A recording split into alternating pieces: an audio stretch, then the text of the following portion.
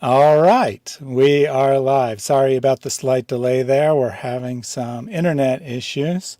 Eric's connection actually dropped out right before we were about to start, and I've had some issues myself today. So if you could all say a little prayer for us to have good internet connection during this, that would be great. We already did a prayer before we connected, so we'll just dive in. Today we're going to be looking at the reliability of the New Testament and in particular the book of Acts. Muslims tell us that the Bible has been corrupted, that the words have been changed and the meaning lost, that kind of thing. Atheists say something different, but ultimately similar. They often say that the authors of the Bible, and in particular the gospel writers, were writing theological works that were largely fictionalized, that they had minimal basis in history. Neither of these beliefs are generally based on any solid evidence. They're based on someone's desire for something to be true, they're based on what someone told them, but it's rarely based on any in-depth study of the evidence. Well, it turns out we can actually answer this question fairly objectively when we look at the work of history, whether it be something in the Bible or something outside the Bible. We can go to the work and we can apply various tests to see whether it is presenting reliable history, whether it's presenting unreliable history, that is, it's intending to say factual things, but the author is not very good at saying factual things, or whether it's intended to be a work that is fictional or, perhaps differently put, spiritualized, that's not making claims about objective reality. And when we do that, we're going to see that the New Testament, and in particular the work of Luke Acts, we'll be looking at Acts today, is extremely reliable. And this work holds up to scrutiny very well. I'm joined by Erik Manning from Testify. His channel has been absolutely blowing up lately. I actually, being a data nerd, keep statistics on a number of YouTube channels. There's about 600 channels in my database of Christian YouTube channels. And among the channels with over 2,000 subscribers, because the smaller your channel is, the easier it is to grow exponentially. Among channels with more than 2,000 subscribers, his channel actually was the second largest had the second largest percentage growth of any in the database during the month of August. And there's a reason his channel's blowing up, because he's doing amazing work. He's putting out really great content. So definitely check that out. And the fastest growing one, by the way, was the David Wood Archives. So that would happen to be my channel. So you got the two fastest growing creators right here on this stream. So you're in the right place. Erik, I'm going to give you a chance to say a little bit about yourself. Tell us a little bit about your background. Sure. So I got 5 kids. I'm living in Iowa, married with my wife here. And yeah, I've been interested in apologetics for probably the last 10 years or so. It started with a conversation in the lunchroom with some coworkers where I just didn't really have adequate answers.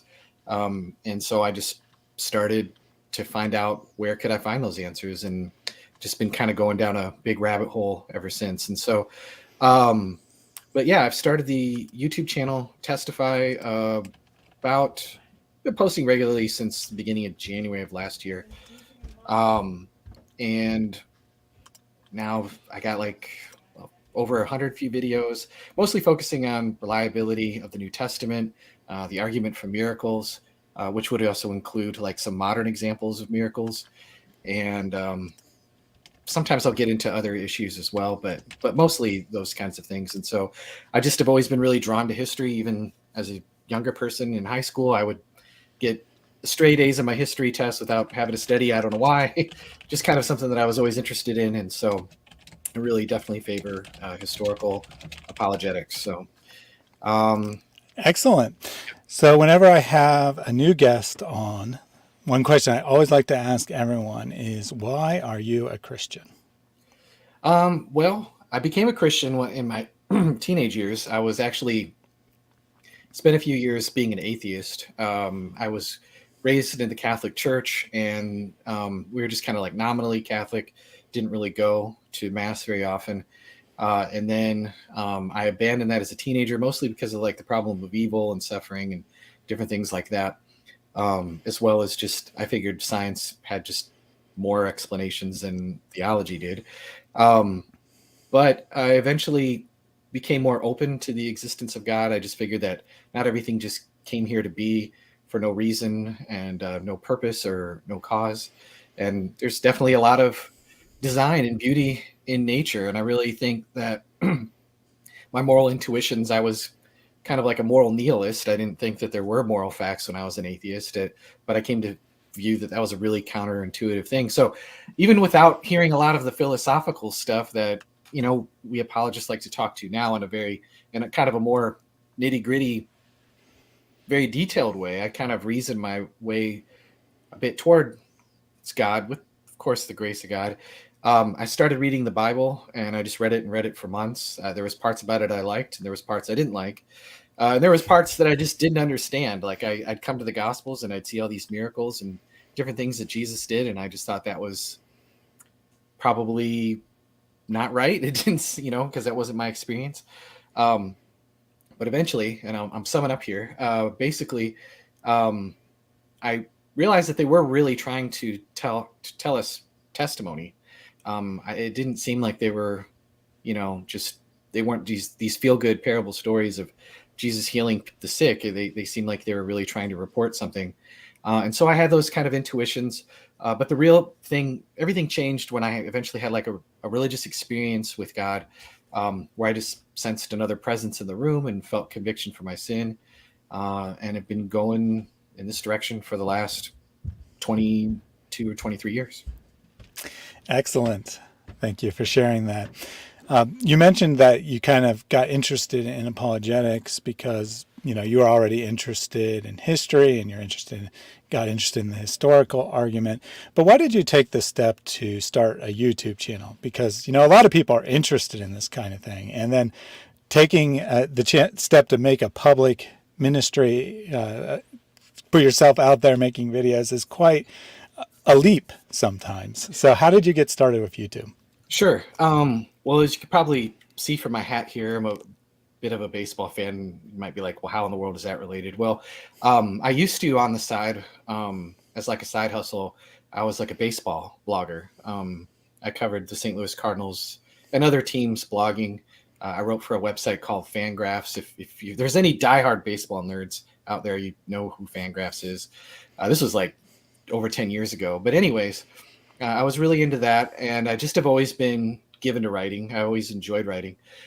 So when I got interested in apologetics, I thought, I'm going to write about apologetics. I'm going to start a blog about apologetics. And I think from there, I just progressed to, it just seems like where things are at, people don't want to just read a blog. They want to consume information in a video kind of format. That's just kind of where everything is headed.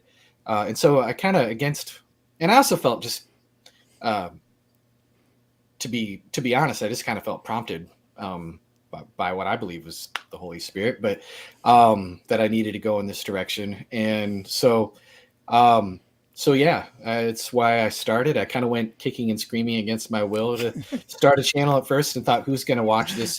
Who's going to listen to this? Who cares what I have to say? But then I realized that's exactly the same thing that I said about starting a blog too. I thought nobody's going to read this. But here we are. So yeah.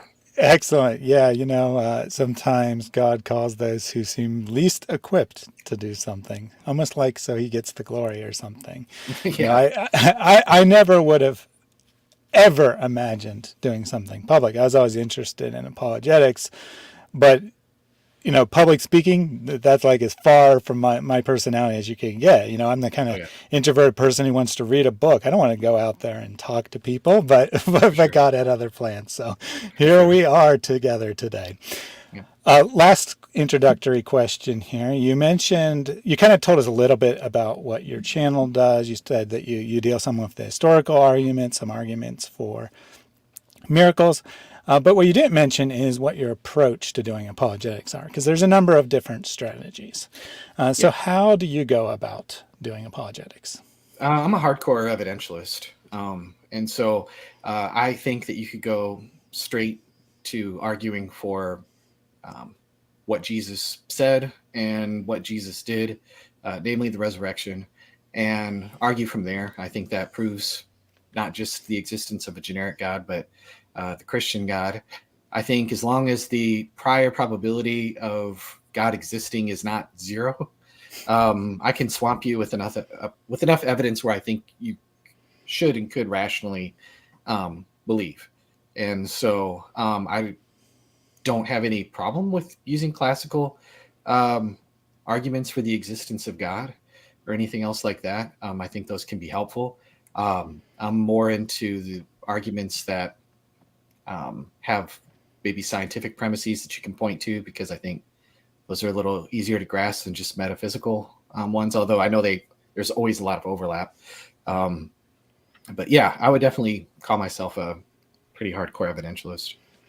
Excellent. Yeah, I'm a big fan of the historical argument myself. That's typically where I go first. And since my ministry is focused on outreach to Muslims, I generally don't have to argue for the existence of God Yeah, anyway. exactly. So the debate between Christians and Muslims is a little bit different than the debate between Christians and atheists. Mhm. Muslims are much more about, oh, the New Testament is unreliable. You can't believe what it has to say, which fits in perfectly with my pre-existing interest in that argument. So Yep. it was a good area for God to call me to. Yep.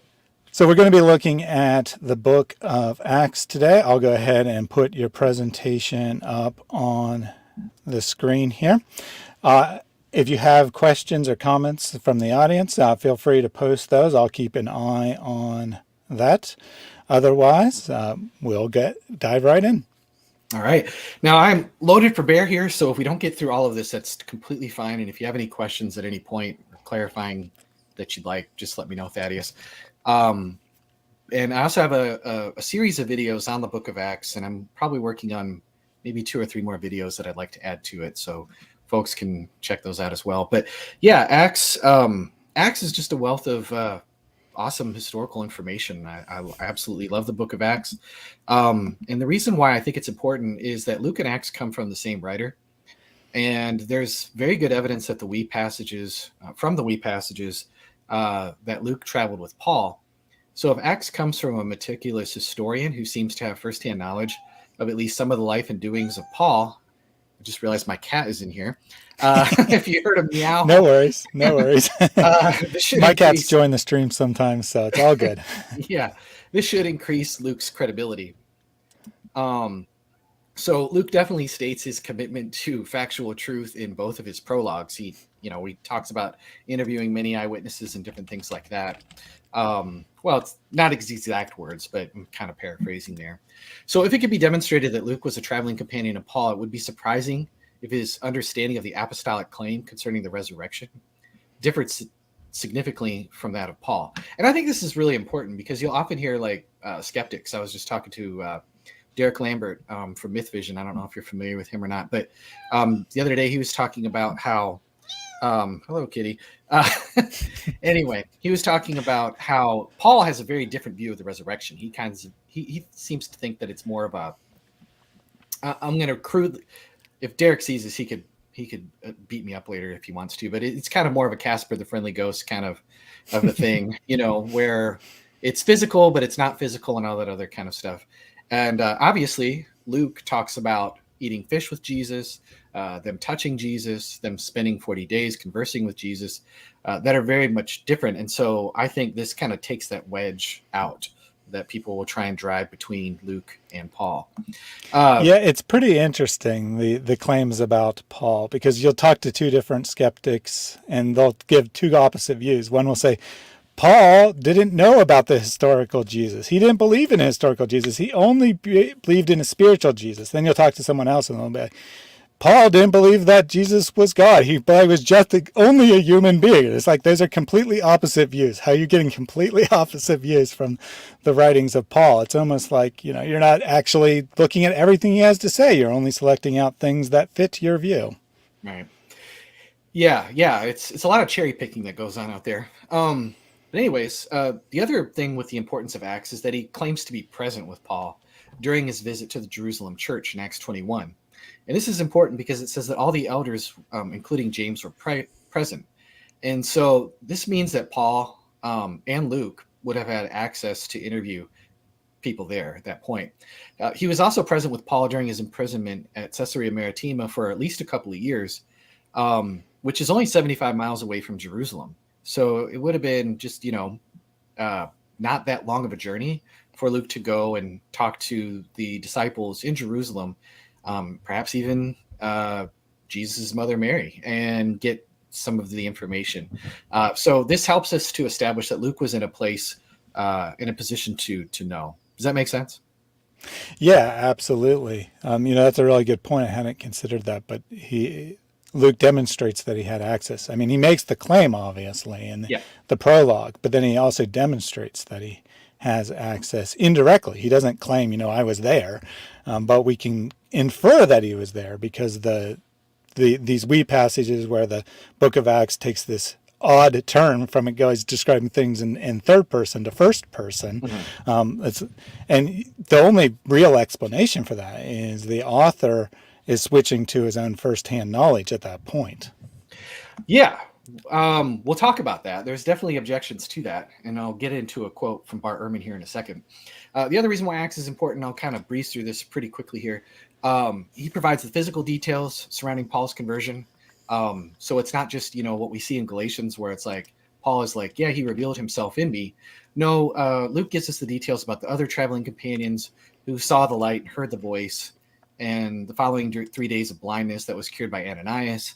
And he also differentiates the Paul's post-ascension visionary experience, which is very different than what the disciples experienced, which were these polymodal appearances that were extended across a period of 40 days, these multi-sensory experiences. And so that's why this is important. And so what are the evidences that we have for Luke being an unembellished author? And we're going to look at, we might not get to all of these, and that's totally fine. We might only get to like 3 or 4. But there are external confirmations, things that we can verify in history. There are undesigned coincidences. I'll describe what those are. If you have apologetics geeks watching, that some of them might already be familiar with that argument, some might not be. We'll talk about what the principle of restraint is. And then these others, artless similarities, reconcilable variations, unexplained illusions. We'll see if we can touch on them all. If we don't, again, that's totally fine. People can just go to my channel and see more. But so go ahead, Thaddeus. Were you going to say something? Yeah. It might be in your presentation. I haven't seen the presentation, but I can tell you what the Muslim is going to say. Is they're going to say, "Oh, the author is anonymous. We don't know who wrote this book. That means you can't trust it." So maybe before getting into any of the other evidence, just does the fact that the book is technically anonymous, and maybe explain what that means, does that have any bearing on whether it is reliable or not? Yeah, well, technically anonymous, I guess, but obviously Luke is writing to Theophilus, and we see that in his prologue, right? So this was probably a patron of his. If the book would have not been anonymous to him, there is a book or a paper written by, why am I drawing a blank on his name all of a sudden? I'll get the name here in just a second. But basically, he describes that there were a number of different ways that a writer could identify in like a seal on the roll or all kinds of different things to where it wouldn't have been anonymous. Also, I would refer people to Dr. Stephen Boyce's channel, Exploring Christianity. He's got like hours of videos on the anonymous that he does. where he just like kind of roasts the whole idea. But it's included in the Muratorian canon that Luke wrote Acts. That's where the tradition goes to. That was a document that was in the late 2nd century. While I know we would like to have earlier documents, we also have Tertullian mentions that Luke was the author. Clement of Alexandria mentions, I believe, if I remember correctly, that Luke was the author. Irenaeus certainly mentions that Luke was the author. Again, these are all early 1st century. Justin Martyr certainly quotes the Gospel of Luke, and he was writing in 150 AD. Justin Martyr had a student named Tatian. Um, and Tatian wrote a thing called the Diatessaron, which literally means through four, and it quotes all four of the Gospels. Justin Martyr says that these were to be read in churches, that they were uh, on par with Scripture. They should be read alongside with the prophets. And then you also have Polycarp, Ignatius, who also quote as authoritatively Luke and Acts. And so it's just like there's this chain of history from the very beginning where if Luke is not particularly mentioned, he's cited as authoritative. And I don't think that these guys would have been just kind of making these allusions if they didn't feel like these were getting these from authoritative sources. Does that make sense? Yeah, absolutely. It's kind of a word game, really, because you say the word anonymous and people think that means we don't know who the author is. But when it's used in a technical sense, it just means the author doesn't write within the body of the text, I am so and so and I'm writing this, which means just about all works are technically anonymous. And it's kind of a word game that people play. They're like, oh, well, we don't know who wrote it because it's technically anonymous. Well, that's not really true. We have very solid evidence of who wrote all the Gospels, I would say, but especially Mark and Luke. There's no reason why anyone would make up those authors. They're insignificant figures, Yeah. relatively speaking. And if you're going to make up an author, it's going to be one of the disciples for sure. Yeah, absolutely.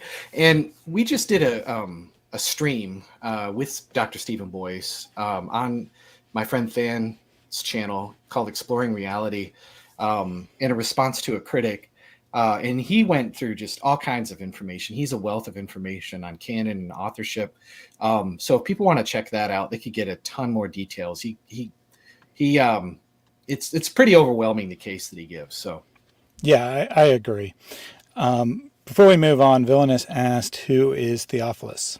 Well, I would say Theophilus is who the book is addressed to. It's I'm probably a patron of Luke's. He is writing so that he may be assured of the things that he was taught about Christianity are true, is what we read in the prologue. There's a lot more that we would like to know about him, but he's obviously a real person. Most people, I don't think that Theophilus is just some kind of literary device, although I have heard some people try to argue that.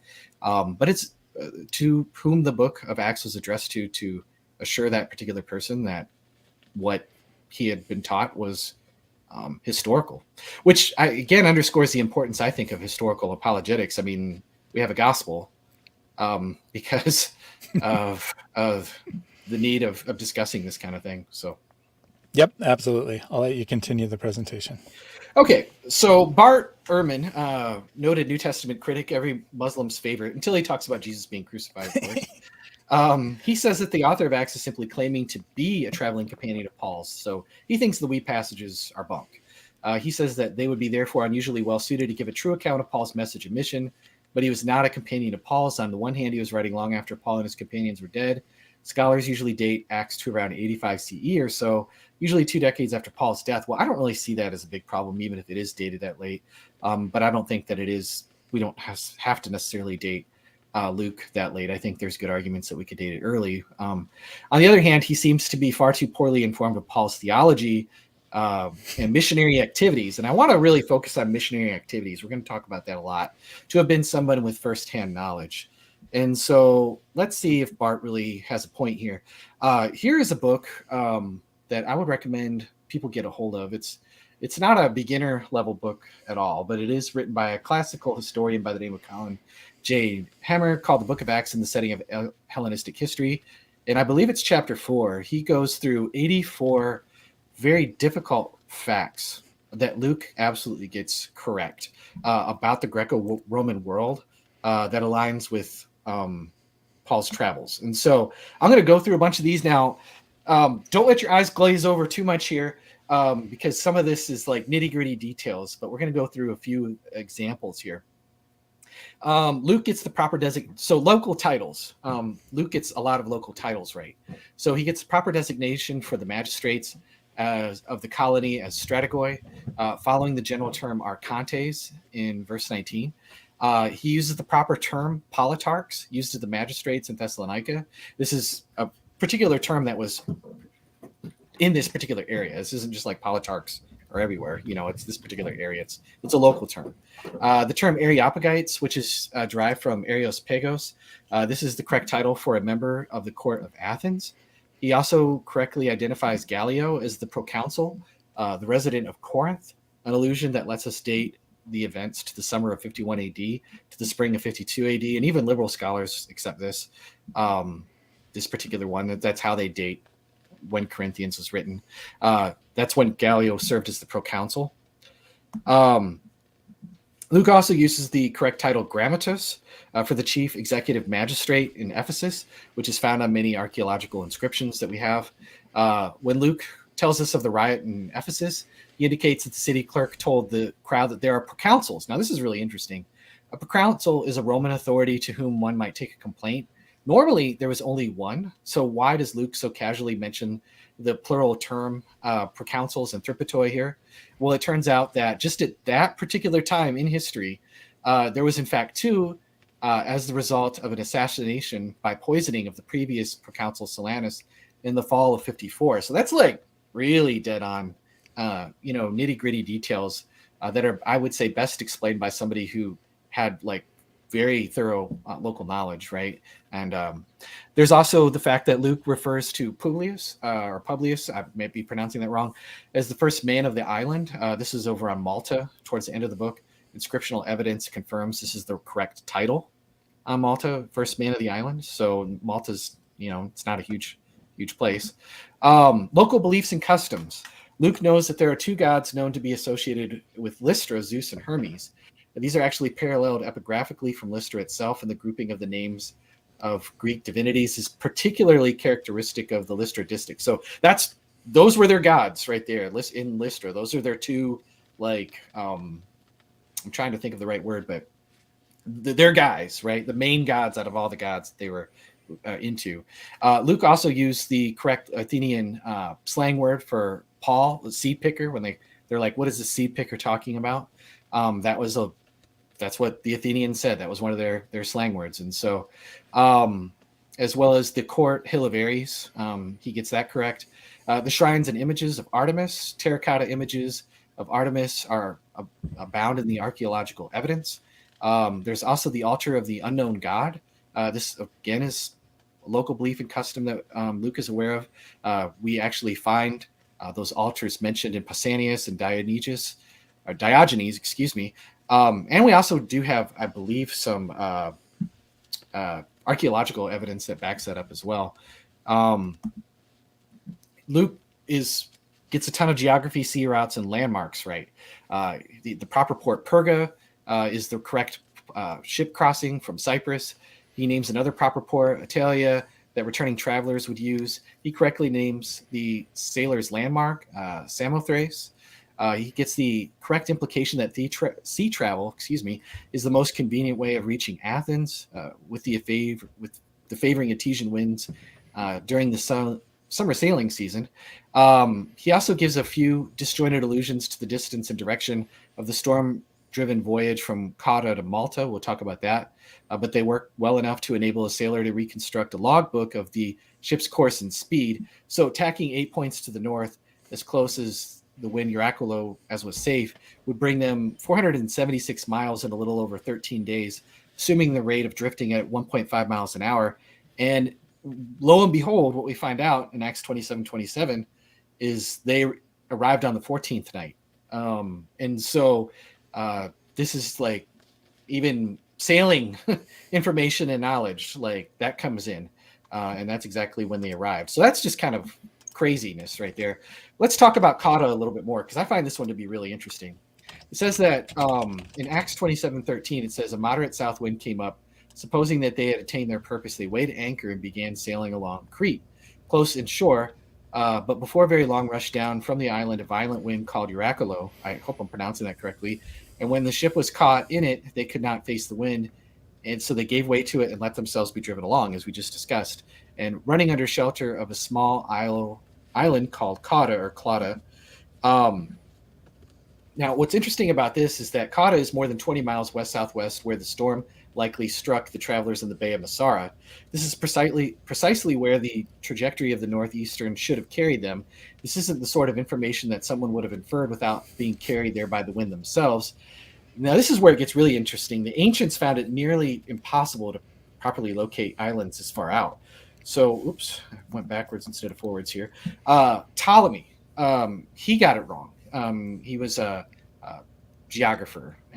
Pliny the Elder, another historian who, did geography and whatnot.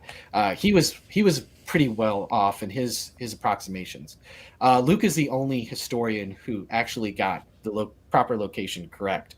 Well, this is of course best explained by the fact that Luke was actually there. Bart's here saying that the wee passage is like, yeah, he's just making that up. Well, again, like this is one heck of a lie, if it is, because he's getting so many of these things correct.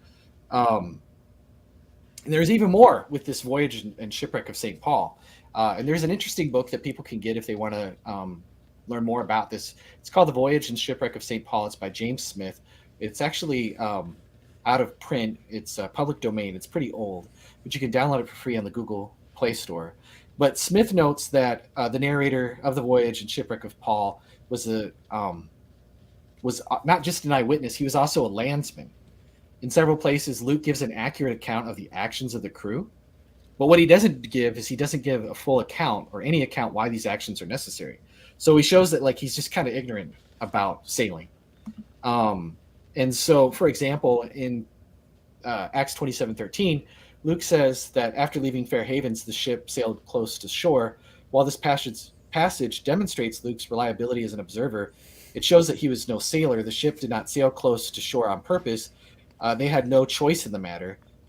Cape Matala lies 4 miles south by the west of Fair Havens, with the wind now coming from the south. Because ancient ships could not lie closer to the wind than 7 points, they would have had a struggle to keep the ship from being blown against the coast until finally rounding the cape. The phrase "chalisantes teskeos," I may be mispronouncing that. I don't speak Greek. That shows Luke's accuracy and observation that they were taking down all superfluous rigging, but his lack of appreciation of this navigational necessity of laying the ship on a starboard track with the right side pointed to the wind. And so he sees them doing these things, but he doesn't get why they're doing it. But he correctly notes what they would be doing.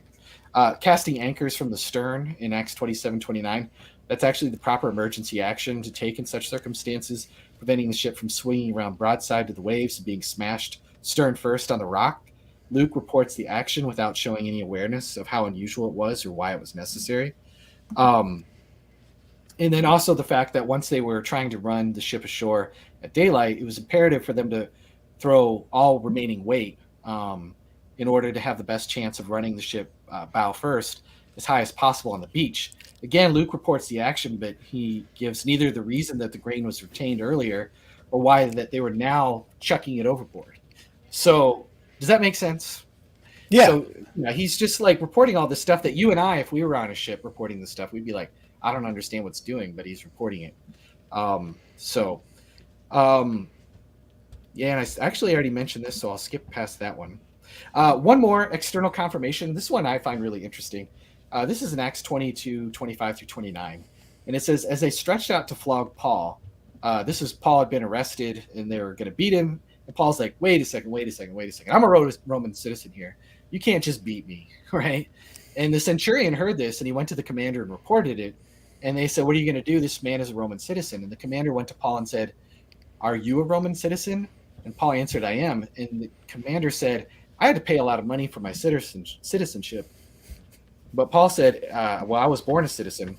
Well, this is interesting because the Roman commander is, first of all, surprised that Paul is a Roman citizen. And then he finds out this feature where he says, I had to pay a lot to become a citizen. Well, the sale of citizenship was a well-known feature during the reign of Claudius, the emperor. Dio Cassius records, this is a Roman historian, records that the cost of purchasing citizenship went down during the reign of Claudius. So at first it was like really, really expensive. And then Dio Cassius says that it went down so low that it was basically like you could buy Roman citizenship with like broken chunks of glass, basically. Colin Hemmer, the historian I mentioned earlier, says this man had presumably gained his rights early in the reign and had seen his pride reduced by Claudius's later practice, and this mark reflects this. And so, again, all of these particular details are just like somebody who is just very, very familiar with all of the different Roman customs, beliefs, the shipwreck, and all of this other stuff. And so, now there's the cat Oh yeah, again. but before you go on here, and it looks like we're going to look at one of the ways that people respond based on your slide here. But I did have a couple comments from the Sure. audience that I wanted to take. Yeah. First, Ask Truth Apologetics says Acts does not mention the death of Paul. Paul was martyred somewhere around the year 62 to 64. It would stand to reason that Acts was written before Paul's death.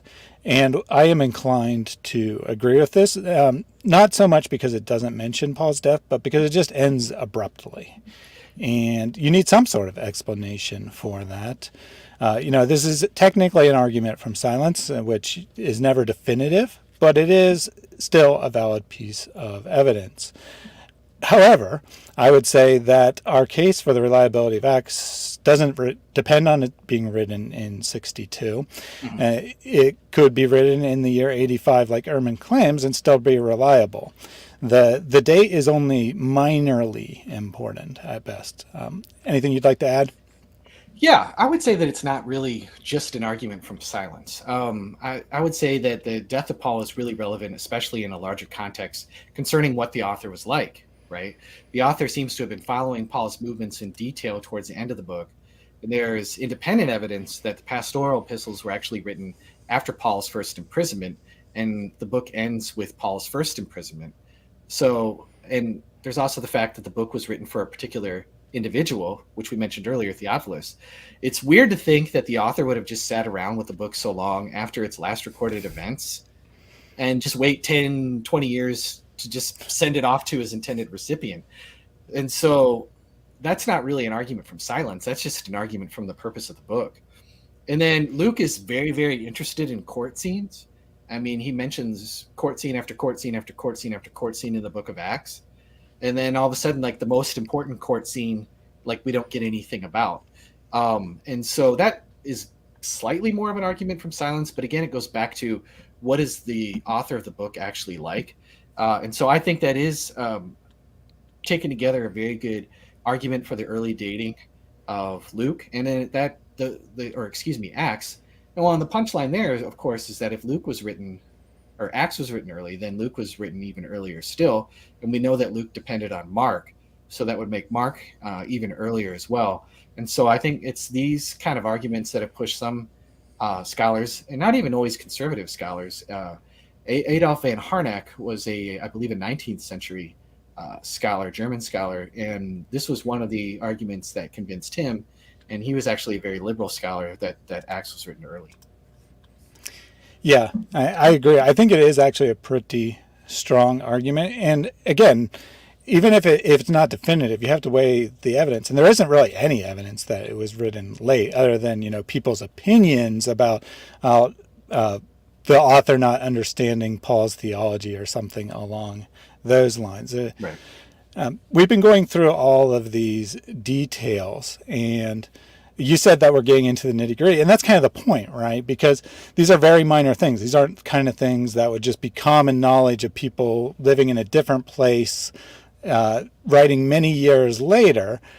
In fact, I would say they wouldn't even be common knowledge of people who were contemporary with when we believe that it was written. It seems that the author probably put a lot of effort into getting his details right. Well, yeah, and this is what it shows us, is that Luke is a very meticulous author. He's very scrupulous. And it also shows that he's close up to the facts. And so it gives us an idea of what the author is like. And then I think also the fact that if he was a traveling companion of Paul, Paul was persecuted. You have to think that Luke's life was not necessarily just all hunky-dory either. Like, he was in danger and laboring and traveling with Paul in awful circumstances, including a shipwreck. So it also tells us not just kind of the meticulousness of Luke, but also gives us this context of persecution that it really makes it more unlikely that he's just like making things up. Does that make sense? Yeah, absolutely. I have a couple other comments from the audience, but I think I'll save those until after we go through this next part. And Sure. the main, generally skeptics will acknowledge the accuracy. They won't try to dispute what you just said. You'll say, yeah, I got all those things right. And then what they'll say is, big deal. That doesn't mean that the theology's right. Anyone can get details right. That doesn't mean that he's writing accurate history. And I know that you're about to address that, but I would just say preliminarily, well, it does mean something, because if you got those details wrong, you would tell us that we can't rely on them. So at very minimum, it increases the probability that he would be accurate on other things. Correct. Yeah, I would agree.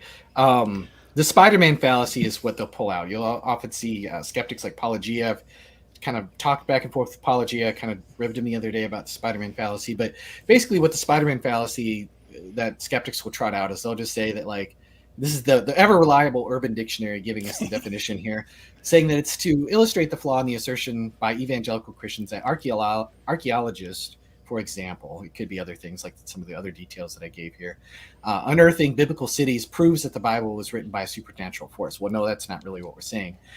It's committed anytime the discovery of a mundane element, which is definitely stuff that I'm bringing out here, from what they're already assuming is a myth, legend, or story, is taken to mean that all the other parts of the story, even the supernatural, are also true. Looks like my screen is blocking out the true part where it says StreamYard is sharing my screen. But anyways, but what they're really doing, and what Tim McGrew, Christian apologist philosopher, has pointed out, is they're committing the Wikipedia fallacy. And like you just said, Thaddeus, it's kind of like a heads I win, tails you lose kind of thing, right? They'll often bring up, well, there's all these different historical errors and contradictions and different things like that. So that counts against the reliability of Luke. But if getting historical details wrong is evidence against the historical trustworthiness of Acts, for example, or the other Gospels, and then getting them right is got to be evidence for it here. Like there can't just be this asymmetry, you know? And so there's also the fact that these aren't just like, we know that Jerusalem is a real city, or we know that New York is a real city. You know, we're not saying it. These are very difficult, hard facts to get correct. And you have to remember that there was no Google back then. There was no Wikipedia, or even like the modern libraries as we know it. There's also the fact that highly realistic historical fiction was not a literary genre that existed yet. I've had some people bring up, well, what about like the apocryphal Gospels? And I'm like, well, thank you for bringing those up. For example, like the apocryphal Acts of Thomas, right? It's about the Apostle Thomas who allegedly goes to India, and there's a wedding going on, and there's King Gundusphorus, who is a real person in India. And that's kind of the extent of what you get. Stuff that would be very, very well known. There's not a lot of these little tiny details that would be difficult to get correct if they were probably not familiar with the area. I think it's just best explained with them being a traveling companion of Paul. Also, what exactly is so weird about Paul having a traveling companion that wrote down a travelogue of his journeys? Like, there's nothing miraculous about any of this. We know from Paul's letters, which critics do accept, that he definitely traveled and he definitely had traveling companions. So there's just nothing prima facie like weird about any of this. So, and again, the argument isn't just that like he recorded all these mundane things, therefore the miracle happened. No, I'm also bringing in the fact that it just shows that he's a meticulous person, writing in a context of persecution, which would make it more unlikely than not that he's just lying about stuff. Does that make sense? Yeah, absolutely. You mentioned the Gnostic Gospels, and it's great that these exist. We have a statement from probably a Muslim about those, which we'll get to in a little bit. But it's great that they exist because they provide contrast. They provide what an inauthentic source looks like. And as you mentioned, if you read any of these texts, you'll see that they're very lacking on details. I don't think that you're going to discuss names because that's more relevant to the Gospels. But for example, you look at place names or people names, and you look at one of these Gnostic accounts, and they have like Jerusalem mentioned, and that's about it as far as place names, or people names. They refer to a lot of people as that guy or whatever, and they only seem to know the figures that the Gospels already know. Mm. Related, earlier Islam Menarta Overdad said, is there something as Quranic archaeology? Because Christians have biblical archaeology, it means history and archaeology prove the Bible. Do history and archaeology prove the Quran? Same idea there. The Quran is very vague. Well, first of all, it says very little about what was contemporary to Muhammad. There's very little about that. And then the biblical stories that it repeats are very vague. They could easily be details that were remembered from hearing oral tales of the story. So the long and short of it is, no, there really isn't any effort to prove the Quran through archaeology because there's nothing to investigate. There are none of these type of details. It can't be, a lot of things can't be proven wrong because they're so general that it'd practically be impossible to get that wrong. But at the same time, there's nothing to prove it right. So yes, these small details do matter. They show us the difference between someone who is writing something later and intending to pretend that it's an authentic gospel or authentic account of history, and someone who's writing contemporarily or near contemporarily and putting a lot of effort into getting all the details right. Investigating matters, just like Luke claims to do in his prologue. He says that he spent a lot of effort in investigating the matter thoroughly, and interviewing those who would know. And the evidence bears that out. Yeah, absolutely. So if you want to, you can go ahead and continue, and we'll come back to the question about why the church got rid of the other gospels. Oh boy, here we go. Well, I mean, I think we're kind of showing you why. And so, so undesigned coincidences. And if this is as far as we get, that's totally fine. It depends on how much time you got here. But I do want to definitely cover this. Undesigned coincidences, for those who don't know, it's sometimes two works by different authors interlock in a way that would be very unlikely if one of them were copied from one another, or both, or were copied from a common source. So, for example, one book may mention in passing a detail that answers some question raised by the other in a very subtle and casual kind of way, and the two records fit together like pieces of a jigsaw puzzle. So if I tell you, like, me and a friend, we had a discussion about a very serious situation about a friend of ours, and we decided to meet up at a minor league baseball game, right? And one friend comes and tells you about this particular discussion, and he said, yeah, we were at the game and like I got all this beer spilled on me, right? And then I come along and tell you, like, oh yeah, I was at the game the other day, and I almost caught a foul ball, but I was this close, but I just didn't quite get it. Somebody else got it. Well, if you think about those two details, I'm not mentioning anything about the beer being spilled on my friend. He didn't mention anything about the foul ball coming our way. But if you put those two together, they do go together. You know what I'm saying? Like, somebody in a tussle trying to get a foul ball, beer gets spilled and stuff like that. And so those two minor details, the subtle details, dovetail with one another, and they are markers of truth versus somebody trying to fictionalize something. And specifically not just markers of truth, but markers that the information comes from eyewitnesses. And, that doesn't necessarily mean the eyewitness is writing it down, but someone who is actually there. Because, you say you spilled a beer, to use your example, you cannot infer from that there was a foul ball. There's many reasons why you might have spilled a beer. So someone else writing an account later, if they were trying to come up with an explanation for the spilled beer, then they would certainly mention that the spilled beer. Likewise, because you can't infer that a beer was spilled just because there was a foul ball. So the subtlety is really important here, because it rules out the possibility of someone intentionally filling in details by writing a later account. That's exactly right. And so, and by the way, I don't drink beer. I'm a good Baptist. No, I'm just kidding. I'm actually not Baptist, but anyway, just thought I'd clarify that just in case. That we'll save the beer for the Catholics and the Presbyterians. Well, you can change it to soda next time you use that example. Yeah, there you go. So an example of these is, or do we need, like some people, this is 2 Corinthians 3, 1 through 2. Letters of recommendation to you or from you. You ourselves are a letter written on our hearts, known and read by everyone. And so this is just kind of a weird mention here, this kind of casual reference, like you talked about, the letters of recommendation. Where does that come from?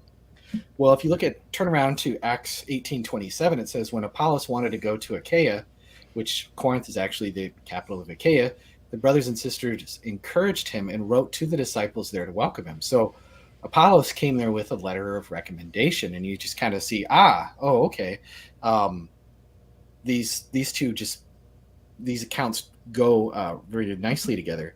Now, if there were only a small number of undesigned coincidences, something like this, we could absolutely shrug it off as statistical noise, or just say, well, maybe somebody wrote Apollos a letter of recommendation and just happenstance, big deal. So what?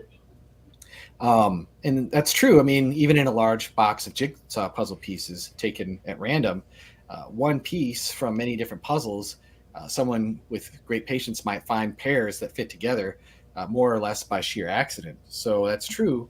But when a large number of pieces fit together, sometime in clusters, the chance explanation rapidly just becomes absolutely absurd.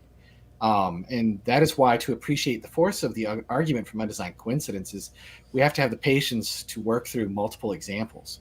And this is where I think a lot of skeptics of the New Testament just kind of go off the rails. Is they'll pick out one or two of these and go, I can explain this. And it's like, no. Like, this is a cumulative case, right? Like, you can't just like explain one and think, I've beat the whole argument. You have to go through. It's like pieces of chainmail. Just because you can put one little chink in the armor doesn't mean that you've broken all of the other links that go together. Yeah, exactly. That's really important here, because you're right. This is generally how this type of argument, but actually any evidence that we provide, is handled. Everything's viewed independently. It's like, well, yeah, I agree that you're not wrong about what you're saying, but that doesn't prove anything. And then you go to the next piece of evidence. Well, that doesn't prove anything. Well, they're technically right, right? Each individual piece of evidence doesn't prove anything. But when you got tons of pieces of evidence, and on the one hand you have 50 different explanations for 50 different undesigned coincidences, and over here you have one explanation that the author was using an eyewitness account, then you got to look and say, well, which one of those is more probable? The 50 different explanations, or the simple fact they're using eyewitness testimony, which is hardly an extravagant claim, by the way. Yeah, it becomes, like you said, very ad hoc. And one illustration I use is like, nobody wants to have COVID, you know what I mean? And so maybe nowadays people realize that it's not as big of a deal, but we'll stay out of that. But the point is like, if I had, let's just say I was short of breath, I could just be like, well, maybe the shortness of breath is explained by, I don't know, like, I didn't sleep that great the other night or something. I don't know. But then I also have a sore throat, and it's like, well, the other day I really was doing a lot of talking on the phone, and maybe that's why my throat is sore. And, and maybe I start to have chills, and it's like, well, the air conditioner is set at 68 right now. And so, and then I realize that later on I have a fever, and it's like, well, I guess I've been exerting myself while I'm washing the dishes or something. And you start to come up with all these multiple explanations. Just accept, I got one explanation that takes care of everything in one fell swoop. You probably have such and such disease, whether you want it to be true or not. Like, you're just going to have to suck it up and deal with it. You know what I mean? And so, yeah, let's look at a few more examples here. This one also deals with Apollos that I think kind of further drives the point home here. It says in 1 Corinthians 3, 4 through 6, it says, when one says, I follow Paul, another says, I follow Apollos, are you not being mere human beings? Or in other translations, Paul's just saying, you're carnal, you're being fleshy. And it says, what after all is Apollos and what is Paul? Only servants through whom you came to believe, as the Lord assigned to each task. I planted the seed, Apollos watered, but God has been making it grow. And so this bears out with what we see actually in Acts, that early in Acts, it says that Apollos went to Corinth later, but Paul was actually at the beginning of the book of Acts. He was the one who was there first. We see that in Acts chapter 18. And so, Thaddeus, are you still there? You're frozen on me there. I'll just keep going. If not, it says we're still live, so I'll just keep going for the audience there. And so, if Paul was the one who planted and Apollos is the one that watered, then obviously Paul came first. And so this, again, dovetails quite nicely together. There's also the fact that in 1 Corinthians 1:14 through 17, it says, I thank God that I didn't baptize any of you but Crispus and Gaius. And then later on, he says that I wasn't speaking to you guys with wisdom and eloquence. Otherwise, the cross of Christ would be emptied of its power. And so what's with this like subtle kind of where Paul is almost a little bit defensive. He's like, hey, I'm not coming to you guys with wisdom and eloquence. Well, we just went over that Paul was chastising the Corinthians because they had their favorite preacher. One guy's like, well, Peter's my guy, and I like Paul, and I like Apollos, and all that other stuff. Well, we know that from Acts 18:24, it says that there was a Jew named Apollos, an Alexandrian by birth, an eloquent man who came to Ephesus, and he was mighty in the scriptures. And so this, again, makes a lot of sense because here is Apollos, who is known for his eloquence, and at least some people in the Corinthian church were very taken up with how eloquent and how great of a public speaker Apollos was. And it even talks about how he was a debater in Acts chapter 18. And Paul, was more of a letters guy. He was a good writer, but when he was speaking, he wasn't as eloquent, and he had to rely more on the Holy Spirit is what he emphasizes. So again, these are just two things that just dovetail really nicely together. I'll just skip that part because that was the explanation that I just gave. This one I think is really, really interesting. This is 1 Corinthians 4:17, which says, for this reason I have sent to you Timothy. And so Timothy has already been sent. Timothy is on his way to see the church at Corinth while Paul is writing his letter to them over in Ephesus. And then in 1 Corinthians 16:10, it says, when Timothy comes. And so, hey, there you are. You're back. I was like, all right, well, I'm going to just keep going, I guess. But anyways, and then so he has sent them, but he's also saying they've already got his letter, but he's saying to still expect Timothy. So therefore, it's really simple to infer here that Timothy must have taken some kind of indirect route to Corinth. Now, most of the time, if you were going to write a letter from Ephesus to Corinth, you could just send it by ship. But what we can see here is we can infer that Timothy probably took an indirect route, perhaps to check on the other churches on the way.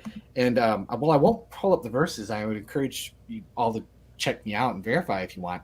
We do see in Acts 19:21 through 22, and then later in 20 verses 2 through 4, that Timothy did in fact take up such a route, going up and around through Macedonia, and so there's no mention of Paul's letter or anything else like that. And so this one, again, is just neither one are copying from each other.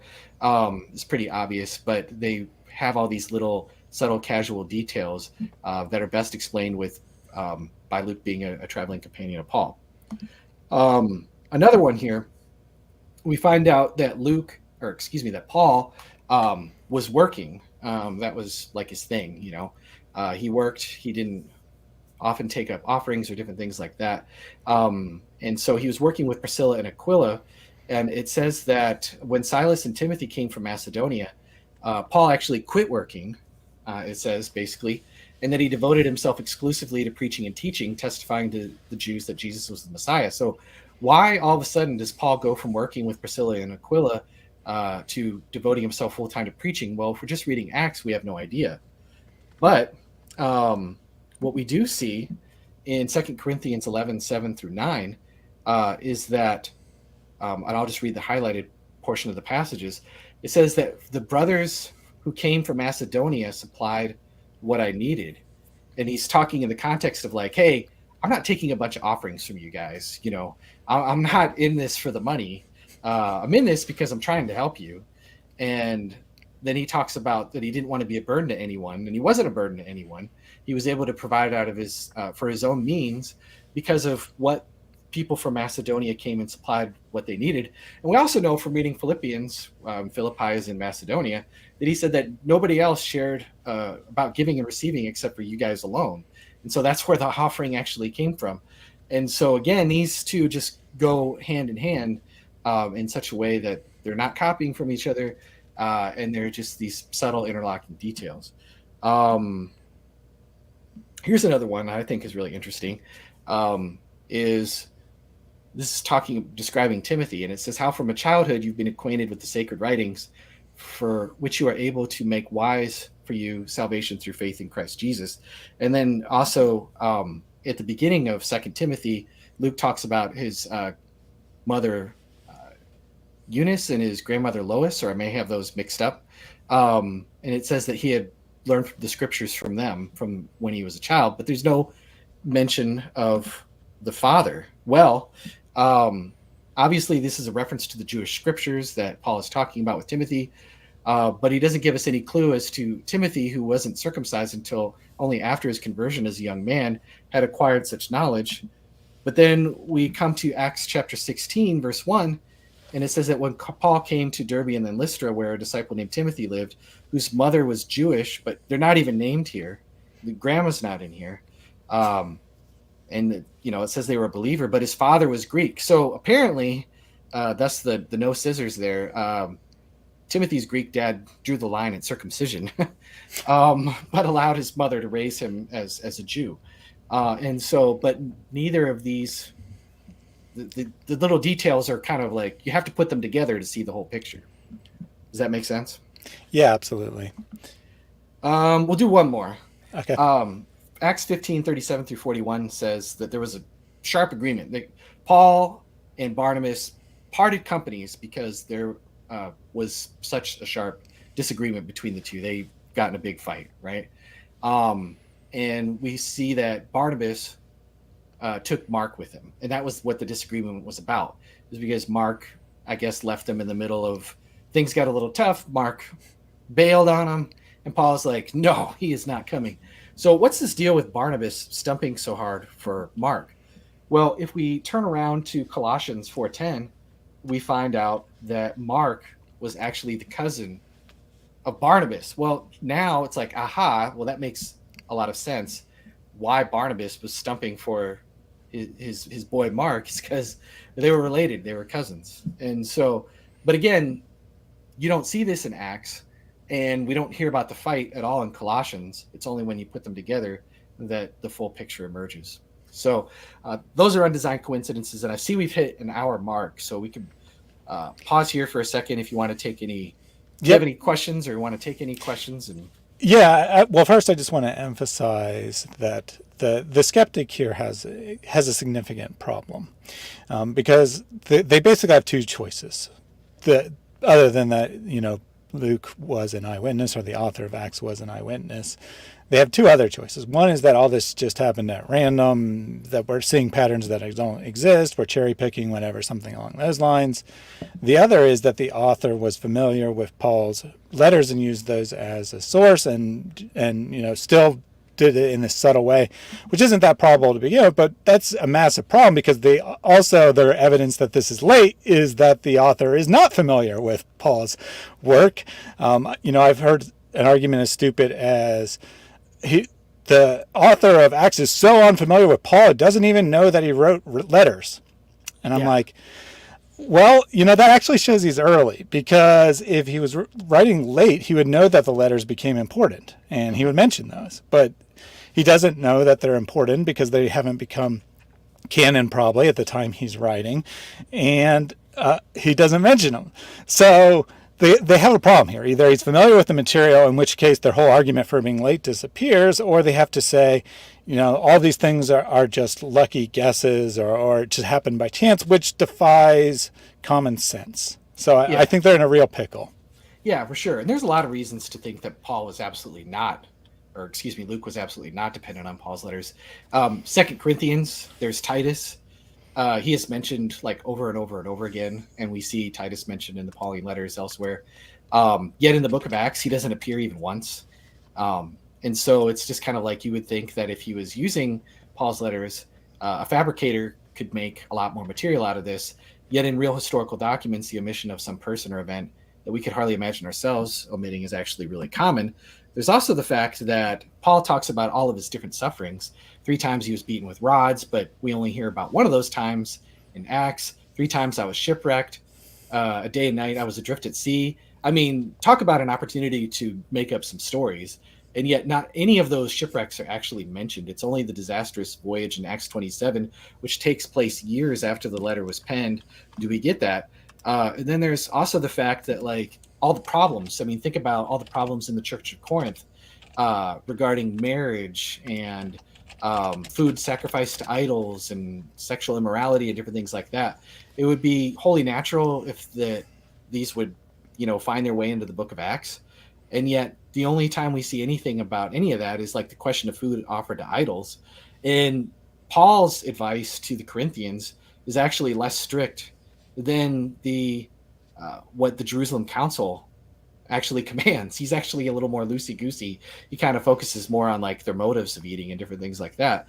And to the point where even skeptics sometimes will bring it up as a contradiction, which brings up another important point is that like for example, like Acts 9:25 through 20 or 23 to 25, it talks about how the Jews plotted to kill him, but their plot became known to Saul. And they were watching it the nights, day and night, so they could kill him. But the disciples took him down by night through an opening of the wall, lowering him in a basket. Okay, so it's the Jews in Acts. But when Paul's writing to the Corinthians, he says, well, the governor under King in Damascus, the governor under King Aretas guarded the city of Damascus in order to seize me. So he's blaming King Aretas, but I was let down through a window in the wall and escaped his hands. Now, I don't think that these two things are really hard to reconcile. I mean, kind of like what one does by authority, the other does kind of thing, but at the same time, like, why wouldn't Luke smooth these things out? Why would he introduce, these tensions and different things like that if he was really drawing from the Pauline letters? Yeah, they'll use things like this as evidence that Acts is not reliable, and then they'll tell us that Acts copied from these letters, and it's kind of just it's really often very post hoc. They just pick and choose whatever explanation for one passage, and don't realize that they have contradictory explanations for different pieces of evidence. And again, that explanation might work for that particular passage, but you got to look at everything together. If you're just looking at an individual piece of evidence, you can probably come up with any explanation you want, but you got to look at everything. And when you look at everything, you got to, on the one hand, you got the simple explanation that the author of Acts was familiar with what happened in history versus, 10 different explanations, some of which are contradicting one another on the other hand. Yeah, I mean, at one moment they want to say that like Luke was really careful and he was really devious and he was getting all these things right, and then on the other hand they want to say he's just a bungler and he can't get his facts straight and he's a goofus, and so it's just like, like pick one, like, you're going back and forth here. And so, yeah, I would say that it's definitely better explained on the fact that he's an honest and reliable and scrupulous reporter who just was close up to the facts that he's reporting.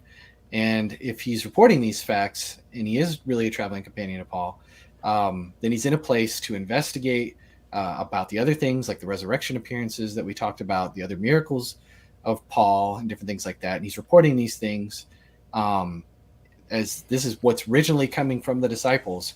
And we know about the context of persecution and different things like that. And so I think the best explanation is that Luke is telling us the truth. Yeah, definitely. Just so you know, I don't have any other things on my calendar for today, so we can go as long as you want.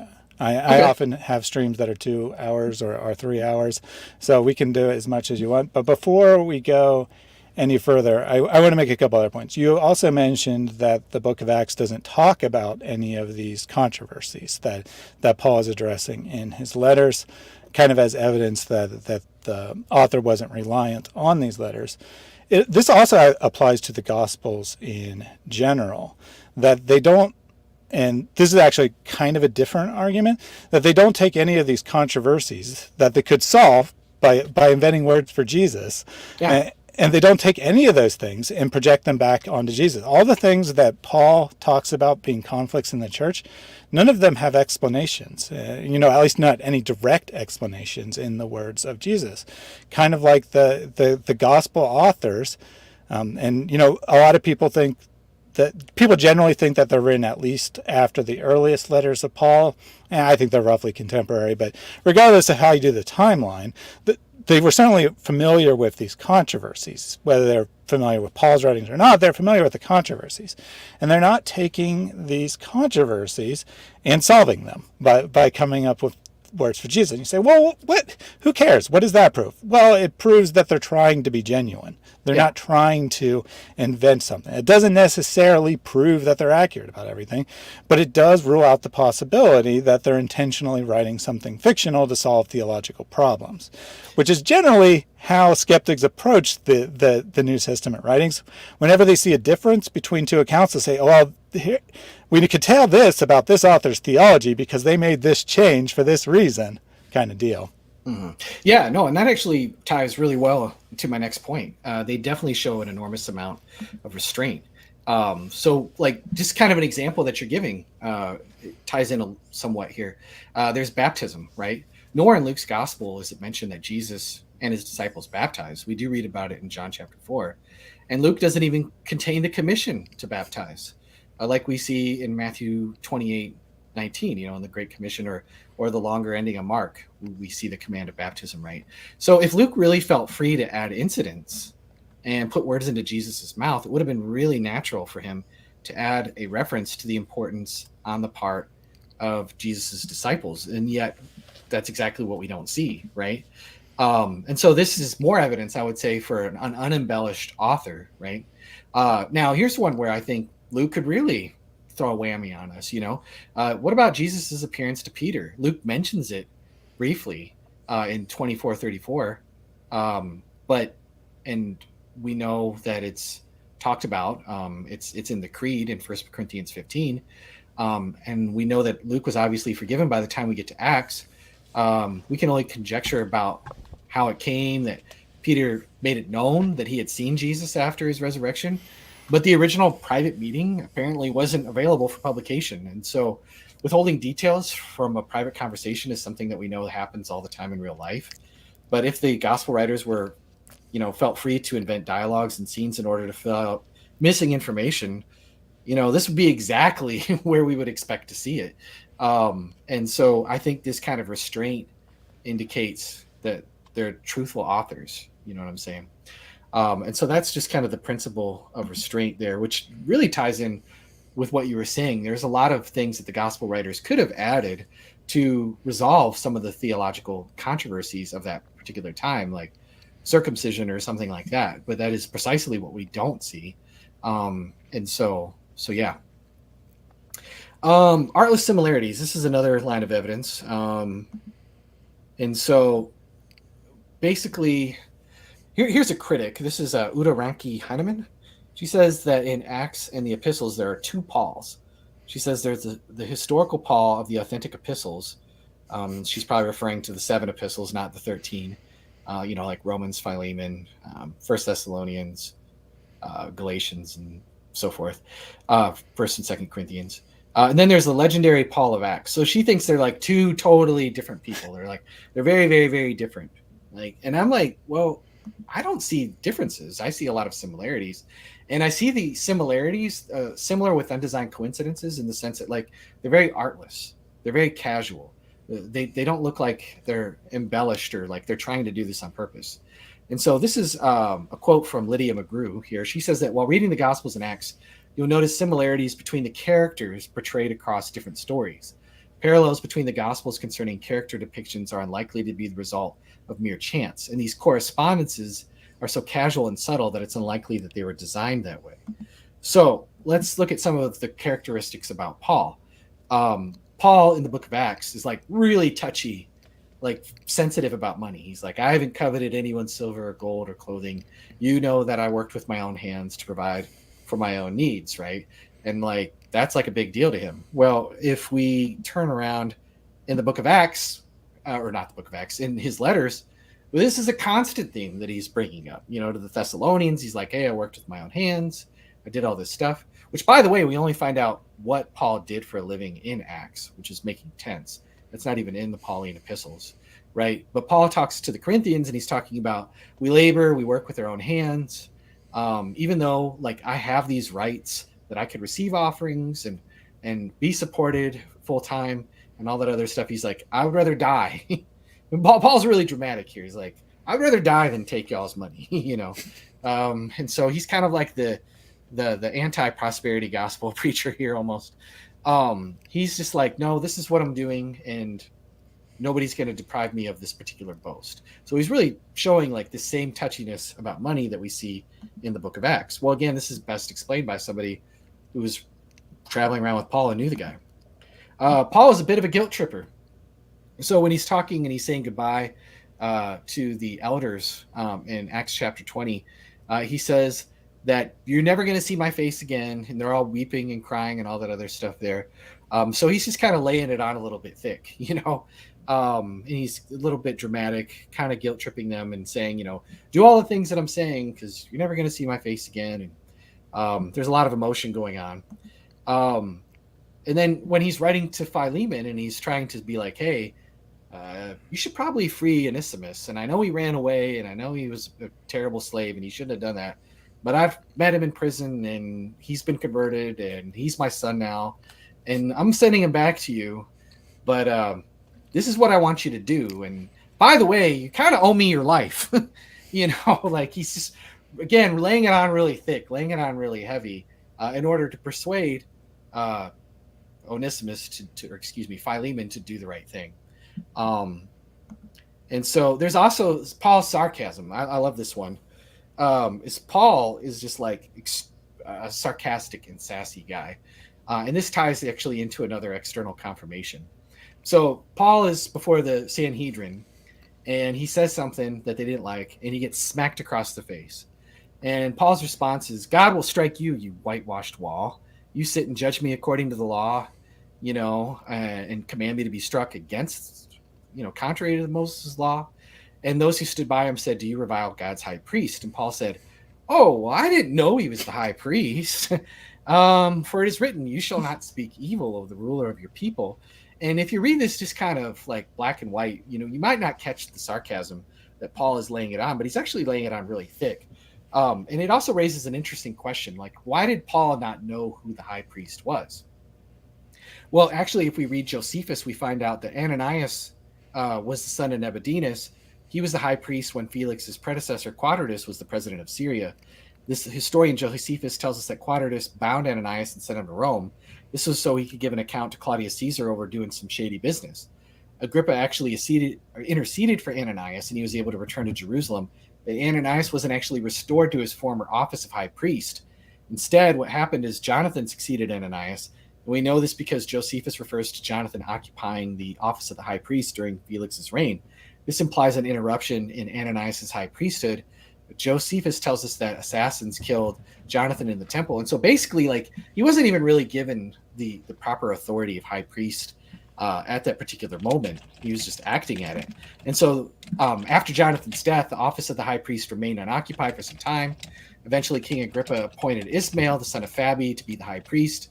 The events in Acts 23 took high priest during this interval. Ananias was in Jerusalem and the office of the high priest remained vacant.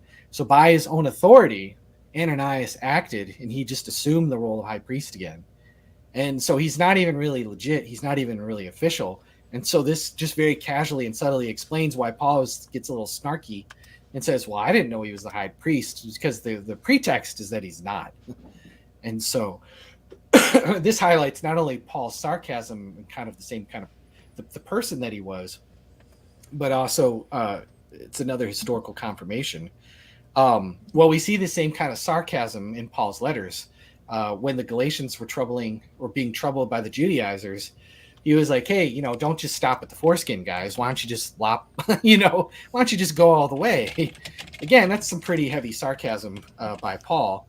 And if you ever read like the end of 2 Corinthians, like it's just dripping with sarcasm. And so Paul is just a very sarcastic guy. Um, there's one more here. We know that Paul, one of the things that he tried to do is he tried to adapt to his audience. He said, I become all things to all men. To the Jew, I become a Jew. To those under the law, I become like one under the law, so that I may win those under the law. Um, and so to those who are without the law, I become like them, even though I'm not free from God's law, but under Christ's law, so as to win those who having not the law. I become all things to all men, so that, by any means I might win some.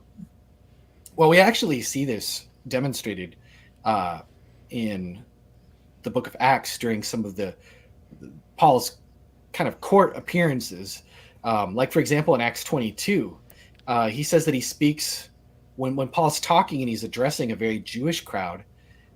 He talks about the law of our ancestors, right? He says that he's just as zealous for God as any of them are. He describes Ananias as a devout observer of the law. Ananias, who had prayed for him and healed, the scales came off his eyes. He doesn't call him a Christian. He says that he's a devout observer of the law and highly respected by the Jews, right? And he holds out as long as humanly possible before he even drops the G word and talks about him going to the Gentiles, right? And so he's really trying to talk to them like they're Jews. But then when we see Paul before Agrippa, he calls the Jews his accusers and adversaries. Suddenly the Jews are the bad guys, the ones that are always causing Agrippa all of his trouble. He calls Christians in Damascus saints. He talks about forcing Christians to blaspheme, which this self-blame is something that also we see in Paul's letters. He's always blaming himself, like in Philippians, about how I persecuted the church and different things like that. He makes no mention of Ananias because why is Agrippa going to care about some random Jewish Christian? And he doesn't delay discussing or disguise his mission to the Gentiles at all. He's like super upfront about his mission to the Gentiles. And he mentions to Agrippa that when he was on the road to Damascus, the voice spoke to him in Aramaic, presumably because he's now speaking Greek to a Greek-speaking audience. And so it's these little touches that I think are best explained by Luke having accurate access to what Paul actually said and being very careful to record it. And it also fits in line with Paul's personality. Does that make sense? Yeah, absolutely. I think that this is a really solid piece of evidence that the author of Acts was familiar with the person of Paul, was familiar with his personality, had firsthand experience, because we can see these similarities in how he's portrayed, but they're not the kind of things that are very overt. It's not the kind of things that someone could just be hearing about what Paul did and reporting on, say, major events in his life. Right. Well, if someone's doing that, you say, well, maybe, lots of people probably had that knowledge. But how many people had, this intimate knowledge of his character? And it's not like he's going, and furthermore, it's not like the author of Acts is saying Paul regularly adapted his message to his audience or something like that. Like, he's not telling us that. He's demonstrating it unintentionally, I would say, right? That he's reporting information, but he's not trying to tell us this information about Paul. He's telling us the information about the historical events he's describing. And we see that in the process of doing that, we're seeing these personality traits, not something that someone would be likely to fake. Yeah, exactly. And the upshot of this too is that if Luke is being careful to report Paul's speeches and try and get them correct, then he's probably trying to do how much more so with Jesus, you know what I'm saying? And trying to get the facts right of what Jesus actually said. And so, again, these are little things, but the thing about these arguments is it's kind of like death by 1,000 paper cuts. You know what I mean? It's a cumulative thing. So, before you go on, well, first, two questions. One legitimate question from someone in the chat, and one question that I know that Muslims seeing this would say. That passage you quoted from Paul in 1 Corinthians is one of their favorite passages of Paul's, because he says, I'm all things to all people. And they say, see, Paul was just making up lies. He was just saying whatever he needed to say to get his message across. So how would you respond to that accusation?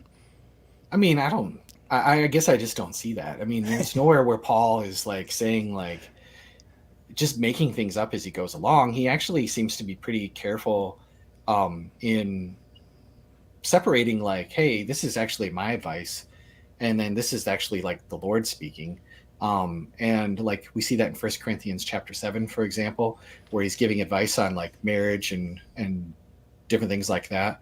And so he's very careful to say, like, this is my advice. Now, this is actually what the Lord says.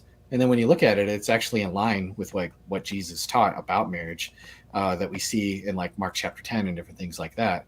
And so, no, I think he's pretty careful to kind of differentiate that quite a bit.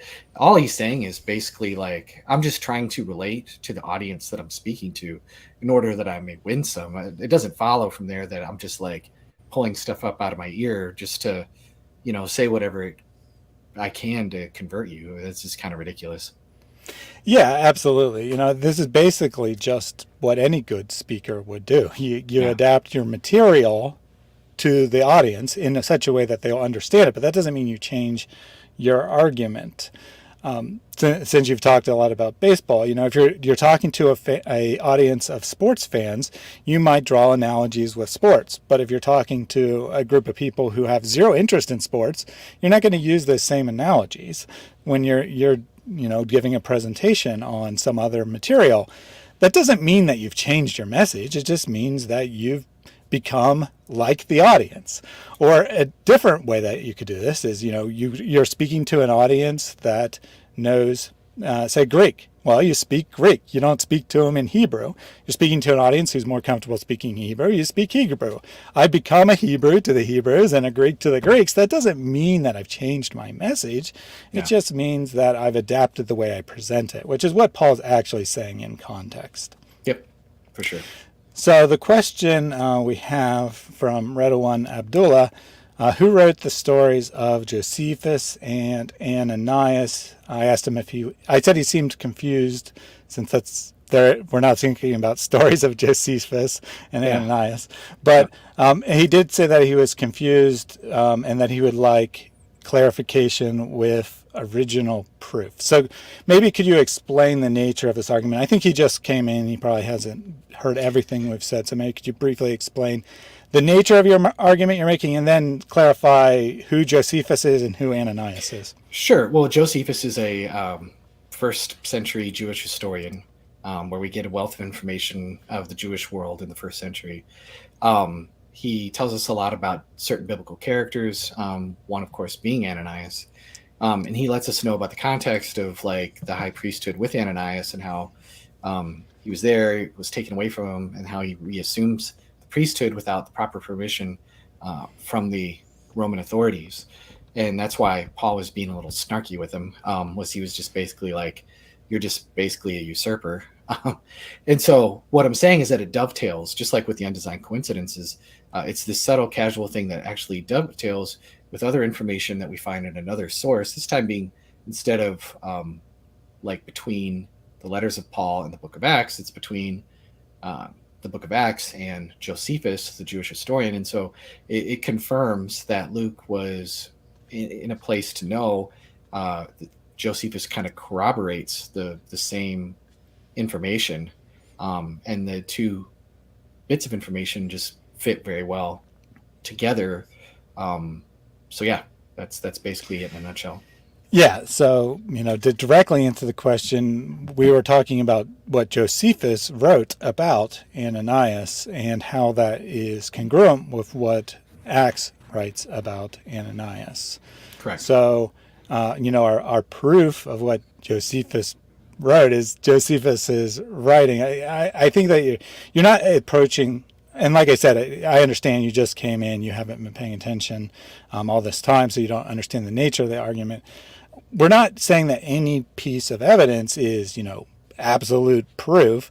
What we're saying is all of this evidence is consistent with the hypothesis that Acts is reporting accurate history, and it's not consistent with the hypothesis that the author just made up this material. Right. And I have this up here. I mean, it's like a cumulative case, and this is as mathy as I'll get. And I apologize for people for bringing in Bayes' theorem and different things like that. You might say, well, this is just a bunch of like weak arguments, and a bunch of weak arguments don't make a strong argument. You'll sometimes hear that, right? Well, suppose that the probability of the hypothesis that we're giving, like for all of these different things, is just like, 0.2, right? But to explain it away on like some other hypothesis, like Luke just was making something up and he happened to get lucky, or Luke was copying Josephus. That's another one, okay, which is an absolutely ridiculous hypothesis. But let's just say the probability of that is not zero. Let's just say it's 0.1, right? Well, then the ratio that we would have between the hypothesis that I'm presenting versus, its falsehood would be 2-1. So the way that cumulative cases work, well, if you get 10 pieces of independent evidence, that would actually have a cumulative power of 1,000-1. In other words, what I'm saying is 1,000 times more likely on all of these together than the alternate hypothesis. And so the point is that these small pieces of evidence, while no single piece of itself is of great weight, can combine to make a massive cumulative case. And so that's a lot of times people don't kind of understand that, maybe because people don't intuit this as well as they should, because there's always a way out, right? But it seems like often it's the case that the way out, the other explanation just doesn't quite work as well. So even if you think mine is weak, but maybe just a little bit better than the alternative hypothesis, but there can be an alternative hypothesis, that doesn't mean it's like, okay, well, an alternative hypothesis can be made, so whatever, who cares what you have to say? Well, possibility does not equal probability.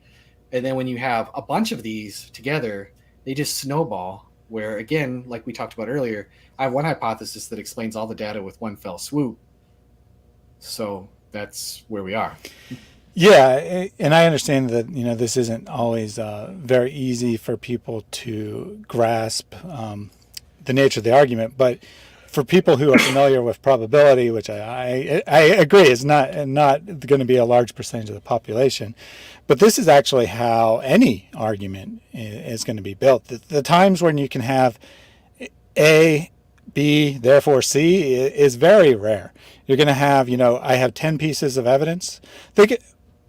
A good way to think of it that people are familiar with is building a case in court, right? You have someone who's accused of a crime, and you have evidence X, Y, and Z that they did it. They present evidence A, B, and C that they did it, and you have to weigh the evidence. You have to look at which is the more probable explanation of this evidence. You rarely are going to have absolute proof, Well, maybe you have a video recording of the guy committing the crime. Well, okay, maybe then you have absolute proof. But the majority of the time, you'll have some eyewitnesses who think that they probably saw him there. But, people can be mistaken. And then you'll have a different eyewitness that says, no, I was having dinner with him at that time. And you have to say, well, which of these eyewitnesses is more likely to be accurate? So it's that kind of idea. This is how you analyze any hypothesis, and this is especially how history is done, because we don't have video recordings of ancient history, and people have this misconception that history is proven by archaeology. We get a tiny bit of historical knowledge from archaeology, but most of our knowledge comes from written documents. So this is what historians do all the time, is they analyze documents, they see what the author said. They don't assume that the author's wrong, but they don't assume the author's right. They just look at it and weigh the evidence and say, well, generally speaking, someone's going to be right more often than they're wrong, unless they're intentionally making stuff up. So unless we have good evidence to the contrary, we can probably assume that this person's true. Then you look at 10 things that the author claims, and while you find 9 of them are false, well, you say, okay, he doesn't have any clue what he's talking about. I'm throwing this source out. You look at it and you say, okay, well, he's right on 9 of the 10 things. I can probably trust him on other things. That doesn't prove that every single thing he says is 100% accurate, but you're weighing the probabilities. And that's what we're doing with the case for the gospel, or in this case, the book of Acts, the case for Christianity. We look at all the evidence. We say which hypothesis best explains this data, and if the only explanation you have on the Bible is wrong side is, well, this for this and that for that and that for that and that for that. You have 20 different things, and each one, even if each one is 50% probably, 50-50 chance, coin flop, you don't know one way or another which is correct. Well, the chances of all of those explanations being correct is extremely small. On the other side, you have the explanation that the gospel or book of Acts is reliable. And, you say, well, I'm 50-50 on that.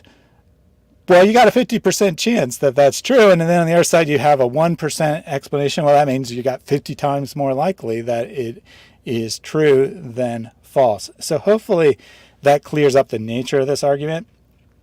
And I'll also say to Redouan Abdullah, you also have, for you personally, I'm assuming you're a Muslim, you also have to weigh the evidence for and against Islam. If Islam is true, then you're right. It doesn't matter how improbable the explanations for how the gospel became corrupted are, then they still must have happened because Islam is true. But you actually have to have positive evidence for Islam, and you'll find that you can't make these kind of arguments when you go to the Islamic sources. If you go to the Quran, it's very vague. If you go to the Hadith or the Sirah or the histories, they have lots of details that all contradict each other.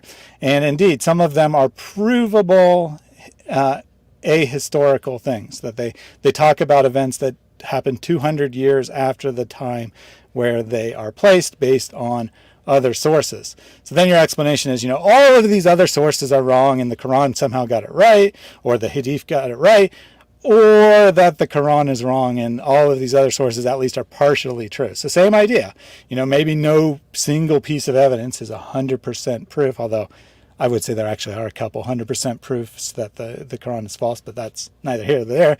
Even if no evidence by itself is 100% definitive, you got to look at everything weighed together.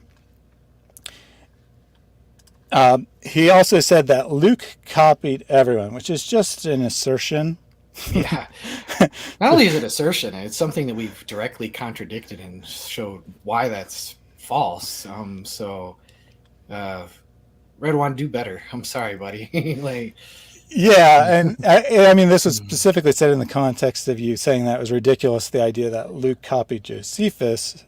Well, there's a reason that hypothesis is ridiculous, and that's because Josephus was written around in the 90s, I believe. 90s, yeah. Not only that, but there's also the fact that skeptics will often bring up that Luke bungled the whole thing with the census, and the mention of Thaddeus. Is it Thaddeus? Might be. There's a zealot. There's somebody, false prophet or something, that Gamaliel is talking about in Luke chapter 5, and they'll say, we'll see, Luke got this particular fact right. Now, I think there's good explanations for both of those regarding the census and the other one that I just mentioned, to where there's actually not really a historical error or something like that. But if it were the case that Luke was drawing from Josephus, again, he would have smoothed those things out and made the material probably match a whole lot closer. I've actually had Jesus mythicists ridiculously argue. I've heard them say that, Luke intentionally was contradicting Josephus there, but he was copying him on all the other spots. And it's just okay, your hypothesis can't possibly be proven wrong at this point. It's just stretches as far as you want it to go, which is, again, absolutely ridiculous. Yeah, that we won't get into it because it's such an obscure, idiotic theory. But the idea that Luke copied Josephus has been seriously proposed, and it's based on basically zero evidence whatsoever, just the scholar's complete imagination. Couple more comments from Redouan. Evidence for Islam is Creator himself, the angels, and men of wisdom. So Redouan, that is a statement of faith. That is not a objective statement. We're looking at objective evidence, things that you can actually test. You are just asserting, basically, I believe that Islam is true because it comes from the Creator, therefore Islam is true. That is not an argument.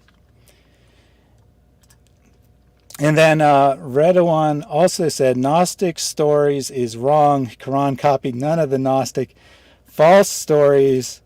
I think this is intended to be a continuation where Luke comes from. So first of Well, all, okay, hold on. Redwan, stop. Put whatever you're smoking down for a second. No, I'm joking. I'm teasing you, but seriously, dude, that's bad. That's bad. Okay, Gnostics thought like spirit, matter, matter bad, flesh bad, spirit good. Okay, why are they presenting things like the physicality of Jesus, his resurrection appearances in Luke chapter 24, if he was like such a Gnostic and he's copying Gnostic stories? Second of all, like Marcion, like didn't he like get rid of a lot of this stuff? Um, and he was a Gnostic, and he basically mangled Luke's gospel to make it fit his theology, and so like dude, like you need to go back and study history. Like even if you like disagree with us, we're coming from like a Christian perspective, like just read other, just even main traditional scholars, even people that I would disagree with.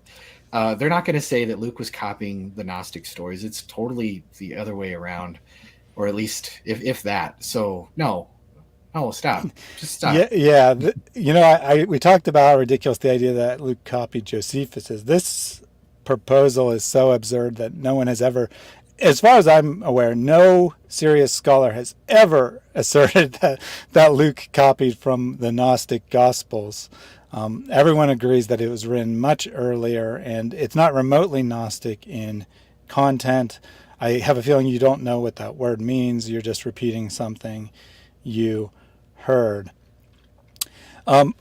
But I also want to address this other part that the Quran copied none of the Gnostic false stories.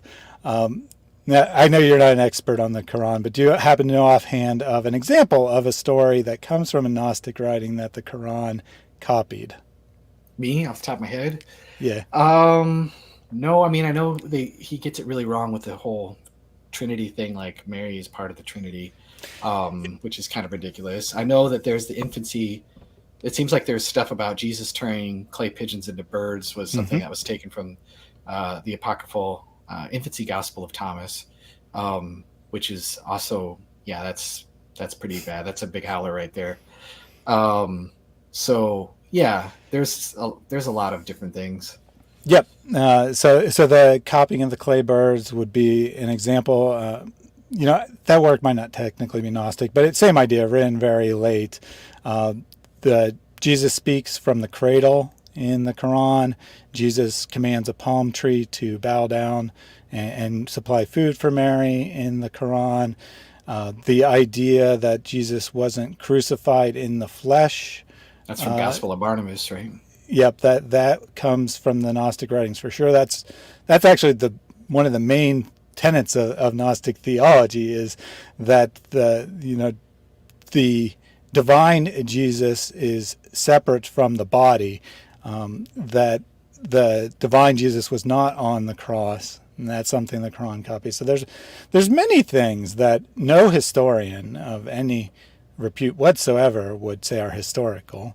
And the only person that would even try to argue that is someone who believes in the Quran. And even then, I'm not aware of any serious attempt to argue these things are historical. And you're asserting that the Quran copied none of these stories, and uh, all these stories come from somewhere else. That is true. I don't know. Um, Well, he's so far so far. Like these are pretty bad. yeah. And final comment from him for now, and then we'll move on with the presentation. Jesus comes from previous stories, myths, and folklore, which I find especially ironic since Muslims are supposed to believe in Yeah. Jesus.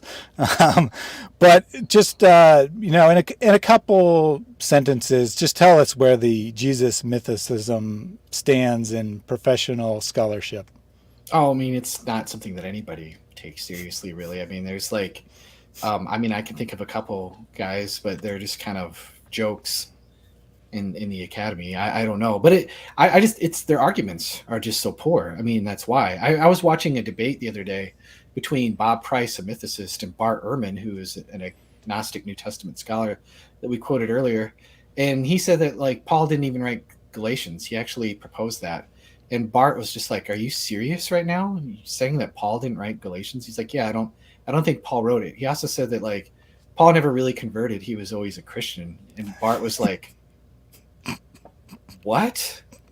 And like people just started laughing. And he's like, Bob is a nice guy. Like he's like the nicest mythicist that I know. But they just Bart was just like, "Dude, that's laughable." And he's like, "Well, if that's laughable, then why are we?" I'm paraphrasing. "Why are we even debating this right now?" And it's just like, yeah, maybe you got a point there, Bob. Like, so Well, I mean, actually, he's right. That's why the mythicists normally don't get debates, is because no one takes them remotely seriously. You know, like this yeah, position is so ridiculous, it's not even mentioned in secular classes about the history of how the New Testament came to be, because it's just so ridiculously stupid that no one of any credibility even considers it. Thus, they don't even discuss it, so they don't have debates. And then the mythicists say, "Well, you're running from us. You're afraid of our arguments." No, that's not it. no, it's just so bad. And the problem is the reason why I don't advise people to normally, and I've talked to mythicists before. I'm friends with a guy who's a mythicist, and we discussed undesign coincidences actually on my channel. But um, yeah, it's just like no matter what you say to a mythicist, they can always stretch it like way like what like where did you come up with that? Kind of like with Bob Price saying that Paul was always a Christian. It's just like, well, Paul said I persecuted Christians. Well, he didn't actually write that. It's just like, okay, so Well, like nothing I can say is actually going to work as evidence for with you, because like you're just off in outer space somewhere with this stuff. So yeah. all right, go ahead and continue with your presentation. I'll keep an eye on see if Red One says anything Oh, okay. useful. But Yeah, we'll wrap up with this one. This is okay, sounds good. reconcilable variations. And so, what a reconcilable variation refers to is when there exists two accounts of the same event, or at least two accounts that appear to cross over the same territory at some point. And at first blush, they may seem so divergent that it's almost awkward. But then you think about it for a little bit, and on further thought, they turn out to be very reconcilable in some kind of natural fashion. I'm not talking about forced harmonization, restrained harmonization at all. I'm just talking about using a little real world imagination. Okay. And so when two accounts appear at first to be so divergent that one is not sure that they can be reconciled, that is actually a significant evidence for their independence. And we kind of already touched on that with the fact that like Luke wasn't using Paul's letters because they seem to be so divergent that they're not, that they have to be independent. Yet at the same time, they're not like, you can't, you can reconcile them rather easily. Um, so for example, here's one from Bart Ehrman here. He says, Luke 24, Luke rises from the dead, and on that day he meets his disciples. And then again, on that day he ascends to heaven from the town of Bethany. But when you read Acts 1, written by the same author, you find that Jesus didn't ascend on that day or on that place. Jesus instead spends 40 days with his disciples, proving to them that he had been risen from the dead. And only then, after 40 days, does he ascend. So Luke tells us the same story twice in two radically different ways. Historical accuracy doesn't appear to be his concern. So, ouch, there's Bart taking a shot here. Well, I think if we actually like, at first they do look like, okay, I don't understand what's going on, but they're pretty easily reconciled. If we actually just read Luke 24, we see clearly that's not what's going on, right? Two men urge Jesus to stay with them because it's already getting towards evening and the day's far spent. They recognize him in the breaking of bread at the evening meal, and then after he appears, they hurry back to Jerusalem. Luke notes that that's a 6 to 7 mile walk. This would have taken at least a couple hours. Then they tell their story while they're there. Jesus appears, he talks with them, he eats with them to illustrate that he's not a ghost. And then Jesus opens their minds to understand the scriptures and the prophecies concerning himself in verse 45. This probably would have been a pretty long Sunday evening sermon, because this isn't something that you probably would just go over in like 2 minutes. He's talking about all the different prophecies and how he fulfills the law. And then it says, only after that did they go to Bethany. Well, sundown in April, in that part of the world, is around 7 p.m. at that time, right? And so that's when we know the crucifixion happened. And so it would have been dark for by the time they'd be walking back out. So they never even would have seen him ascend. And so we don't really know exactly why Luke rushed the ending. Maybe he was running out of scroll or something like that. I don't know. But he does clear things up in Acts chapter 1 where he says the ascension happened after 40 days. And so I don't really think that that's a very difficult one to think through. You could just read the markers in the text themselves. And I think that they're actually pretty easily, that he's not saying that everything just happened on one day and Jesus ascended. That's pretty obvious. Yeah, but before you move on, I actually wanted to comment on that real quick. Sure. Here we have the same author, Yeah. writing two different things. And Ehrman says that, he doesn't, this is evidence that he didn't care about historical accuracy. Well, that's a really uncharitable assumption. The usual assumption would be an author doesn't contradict himself. Yeah. And this is important because, this is the same author. So if these were two different accounts and we provided that explanation that the one author was just giving a very brief explanation, wasn't intending to do the exact amount of time, and the other filled in more details, skeptics would say, you're just making stuff up. Yet, here we have an example of that, and the same author condensing his own account. And really, this is normal. If you're talking to a group of people who are already familiar with a story, you're probably not going to give a super long version of it. Or maybe you just don't have a lot of time at that particular day. Or in this case, you're almost out of space on the scroll, and you're going to be writing a longer account. You just want to sum it up. Your purpose for writing is different. You report different details. And I think these contradiction things, when you're comparing two different authors, I can at least understand where it's coming from. When you say the same author contradicted himself, often like one verse right after the next, some of these things are so silly, then you're obviously misreading the text because the author didn't contradict himself. Especially if he's making stuff up, he's going to make sure that he is not contradicting himself. Well, yeah, and if you just read the text for yourself and you see these indicators of time, it's pretty obvious he's just compressing the narrative. And there's nothing wrong. He's not even like changing the times necessarily. He's just simplifying it down. We do that in normal conversation all the time, where we don't just like say every little detail that happened and all that other stuff. Like sometimes we just compress the whole thing down and get to the point. So do a couple more here. This is skeptic Matthew Harkey. He says that Mark's Jesus tells us that the disciples that he'll meet with them in Galilee and does so in Matthew, but Luke's Jesus appears only in or around Jerusalem, and he actually tells the disciples not to leave the city. And so it seems to be a contradiction here. While it's plausible that Jesus' instruction to remain in Jerusalem was said to the disciples after they returned, it is plausible that Jesus' instruction to remain in Jerusalem was said to the disciples after they had returned to the Jerusalem area from Galilee during the 40 days on which Jesus remained on the earth, perhaps shortly or even immediately prior to the ascension. By all accounts, the ascension occurred from the region of the Mount of Olives, which is near Bethany, which Bethany is right by Jerusalem. So evidently they went to Galilee and then came back. It's not like something that's really that hard to think through, I think. One more, and this is the biggie, and I kind of touched on it earlier. In Galatians 1:16 through 20, Paul says, I didn't immediately consult with anyone, nor did I go up to Jerusalem, but to those who were apostles before me. But I went away into Arabia and then returned again to Damascus. Then after 3 years, I went to Jerusalem to visit Cephas and remained with him for 15 days. I saw none other of the apostles except James, the Lord's brother. I'm writing to you before God, I do not lie. He's like really emphatic here. And Ehrman says that on all accounts, Acts seems to be at odds with Paul. Did he spend time with the other Christians immediately, which is what Acts says, or not, which is what Paul says? Does he go straight up to Jerusalem, which is what Acts says, or not, Paul? Did he meet with the group of apostles, Acts, or just with Peter and James, Paul? And so he's saying there's all these contradictions. Well, if you actually go back and read the text, it says that after many days had passed, and we already kind of touched on this earlier, the Jews plotted to kill him.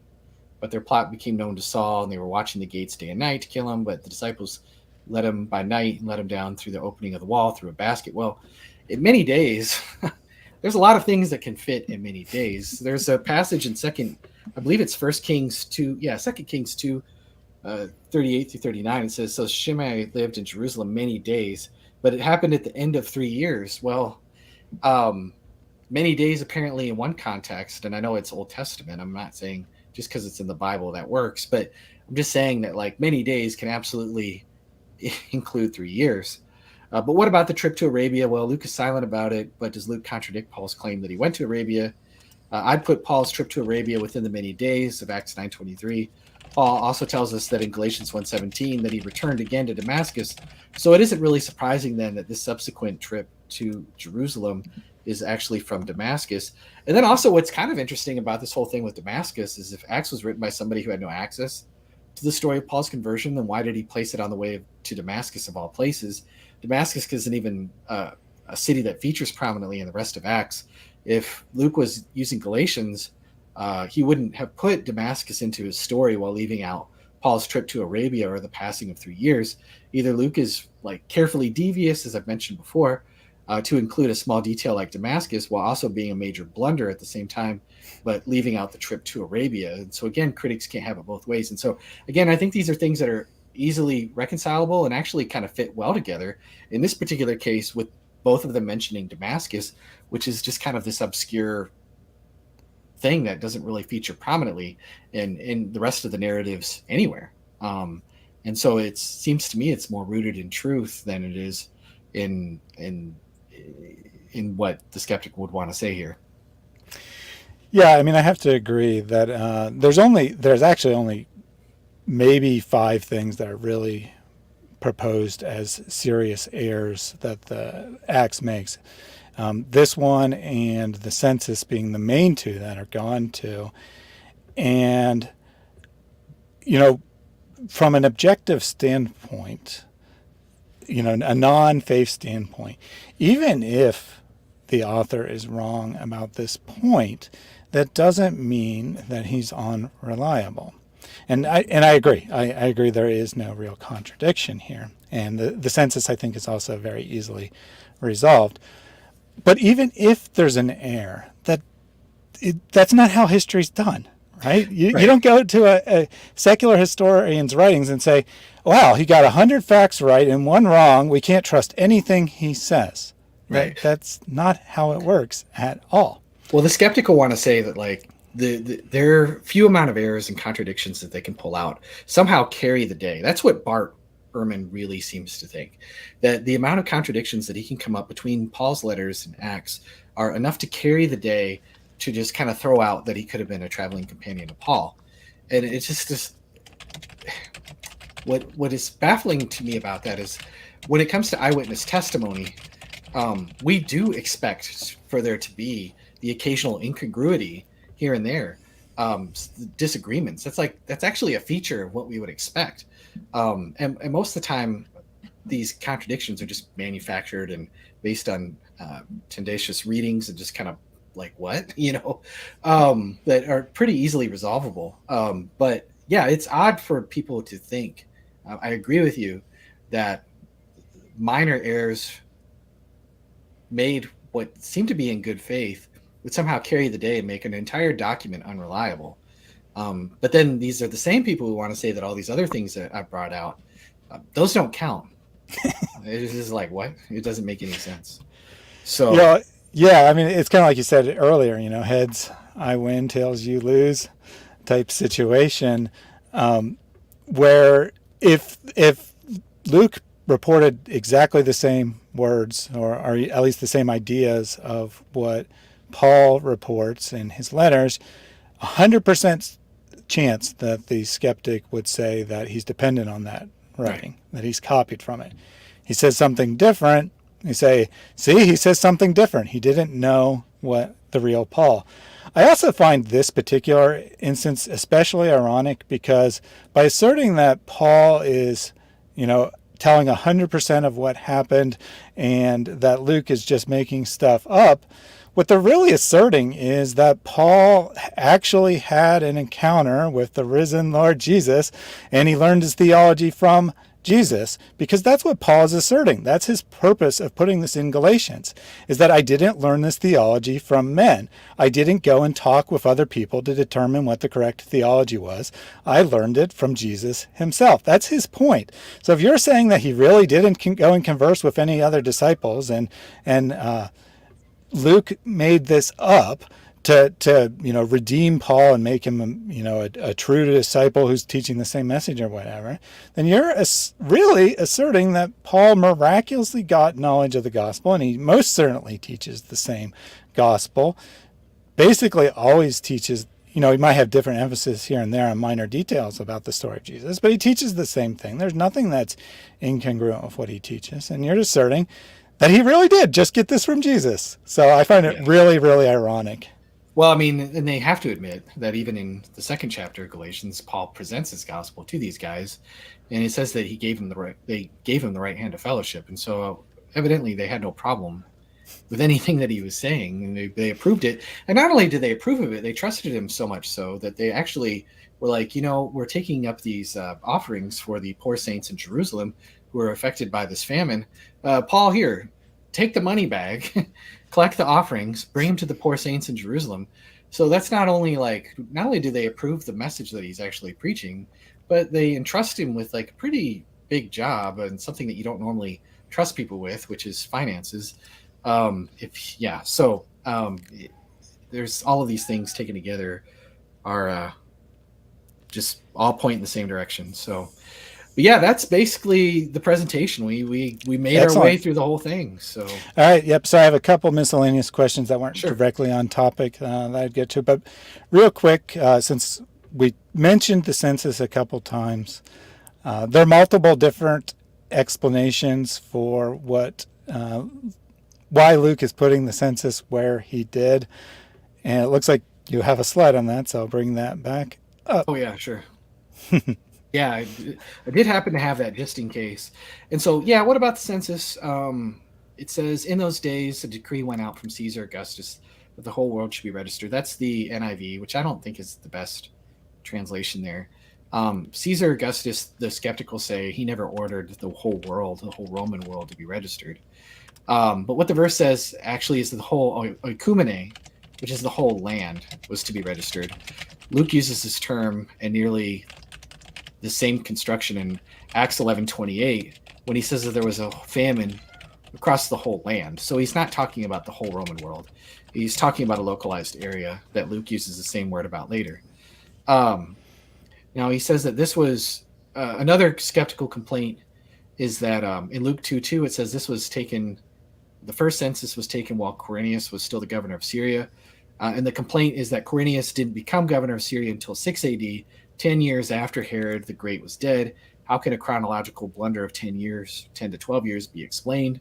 Well, this is just an uncharitable reading of the text. If you actually read Luke 1-5, Luke knows that Jesus was born during the reign of Herod the Great. So he knows when he was born, so it's not 10 or 12 years later. He also knows about the taxation of Quirinius in AD 6 because it's mentioned in Acts 5:37. So any explanation of Luke's language in Luke 2:1-2 absolutely has to be compatible with these facts. Now, scholars have suggested the translation of the passage is incorrect. There's a lot of different ways that you can explain this.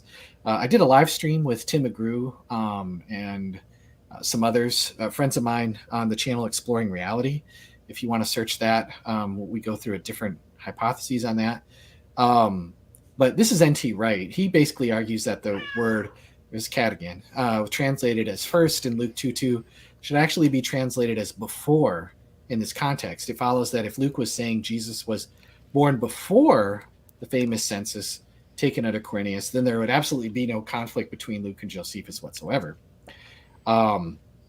Now, the census of Judea may have begun, and this is another proposal, during Herod's reign when Jesus was born, but not been completed until Quirinius' reign in 6 AD. The reading would be this enrollment was first completed, i.e. used, when Quirinius was governor of Syria. Due to this, the census became associated with Quirinius' name, which explains why Luke refers to it the way that he does. The political complexities in Judah during this time and Jewish resistance to Roman taxation provide us with plenty of reasons to think why the census may have been stalled or interrupted so as to stretch over many years. According to the classical historian Paul Meyer, it actually took 40 years to conduct a census in Gaul around the same time.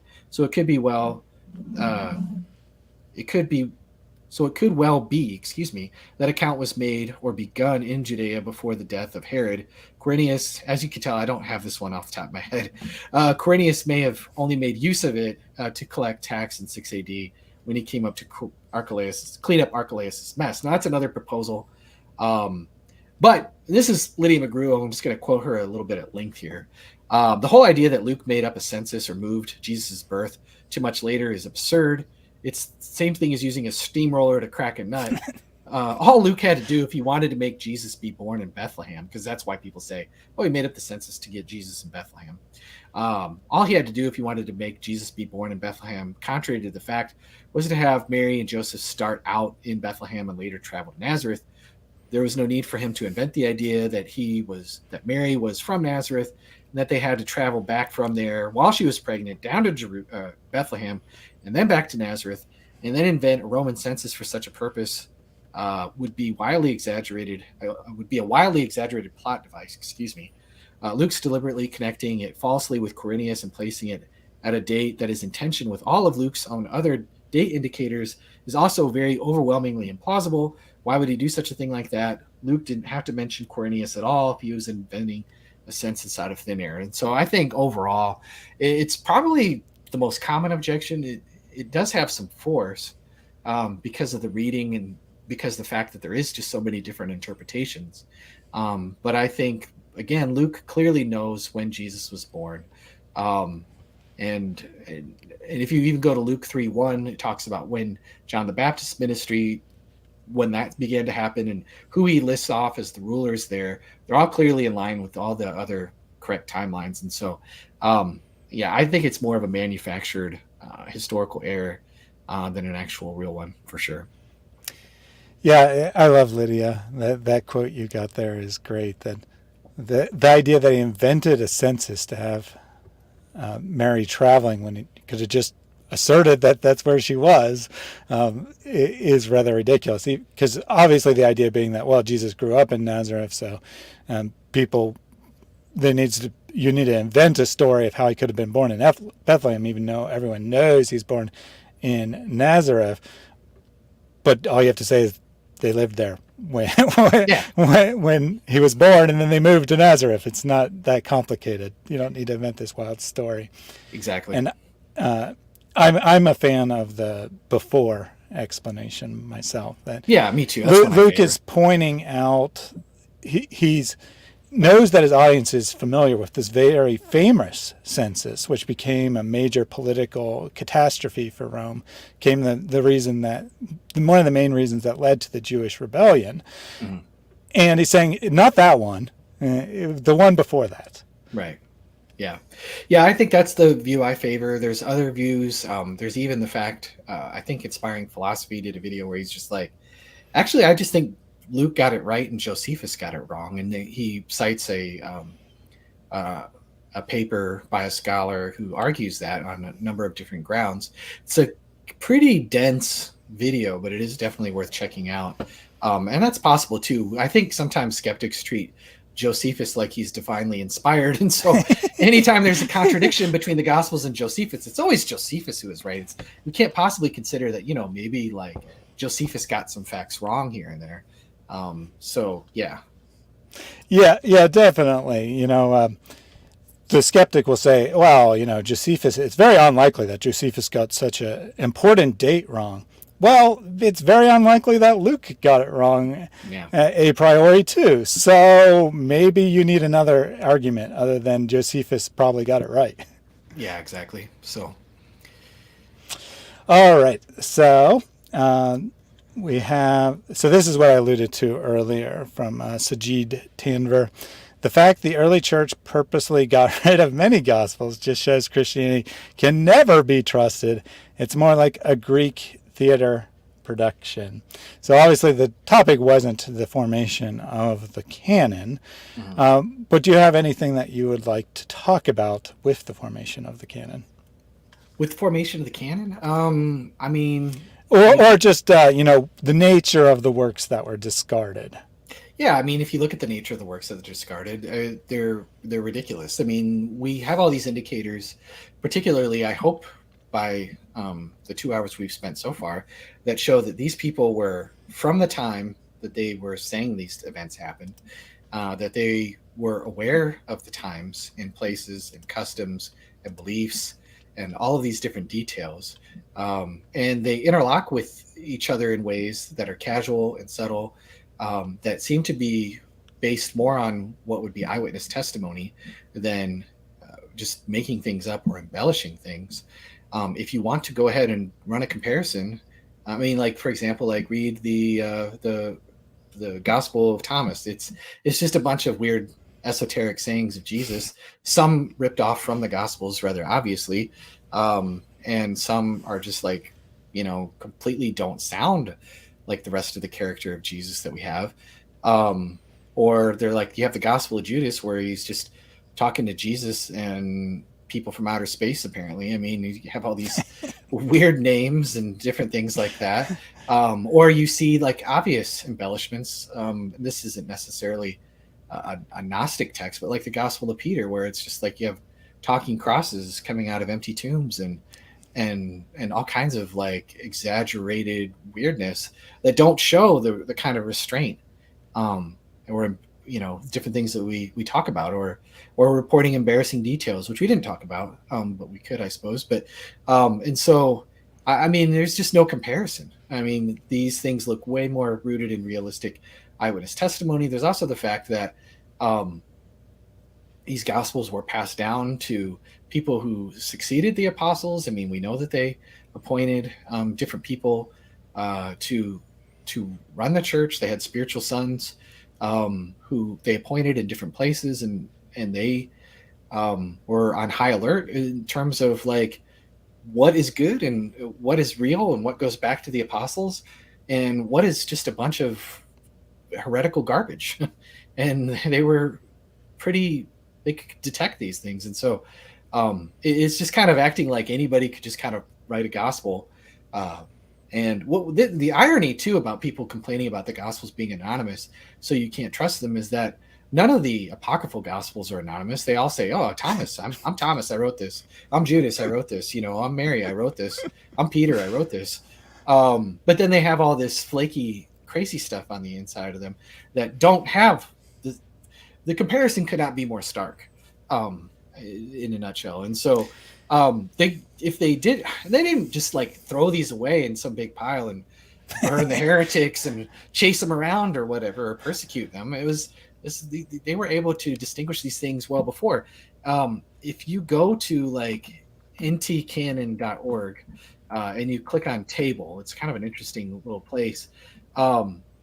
And you look, like the Gospel of Thomas is not cited by Ignatius, Polycarp, or even Marcion for that matter, Irenaeus, Clement, Tertullian, the Muratorian Canon. Um, Origen mentions it and he says that it's garbage. Eusebius mentions and he says that it's garbage.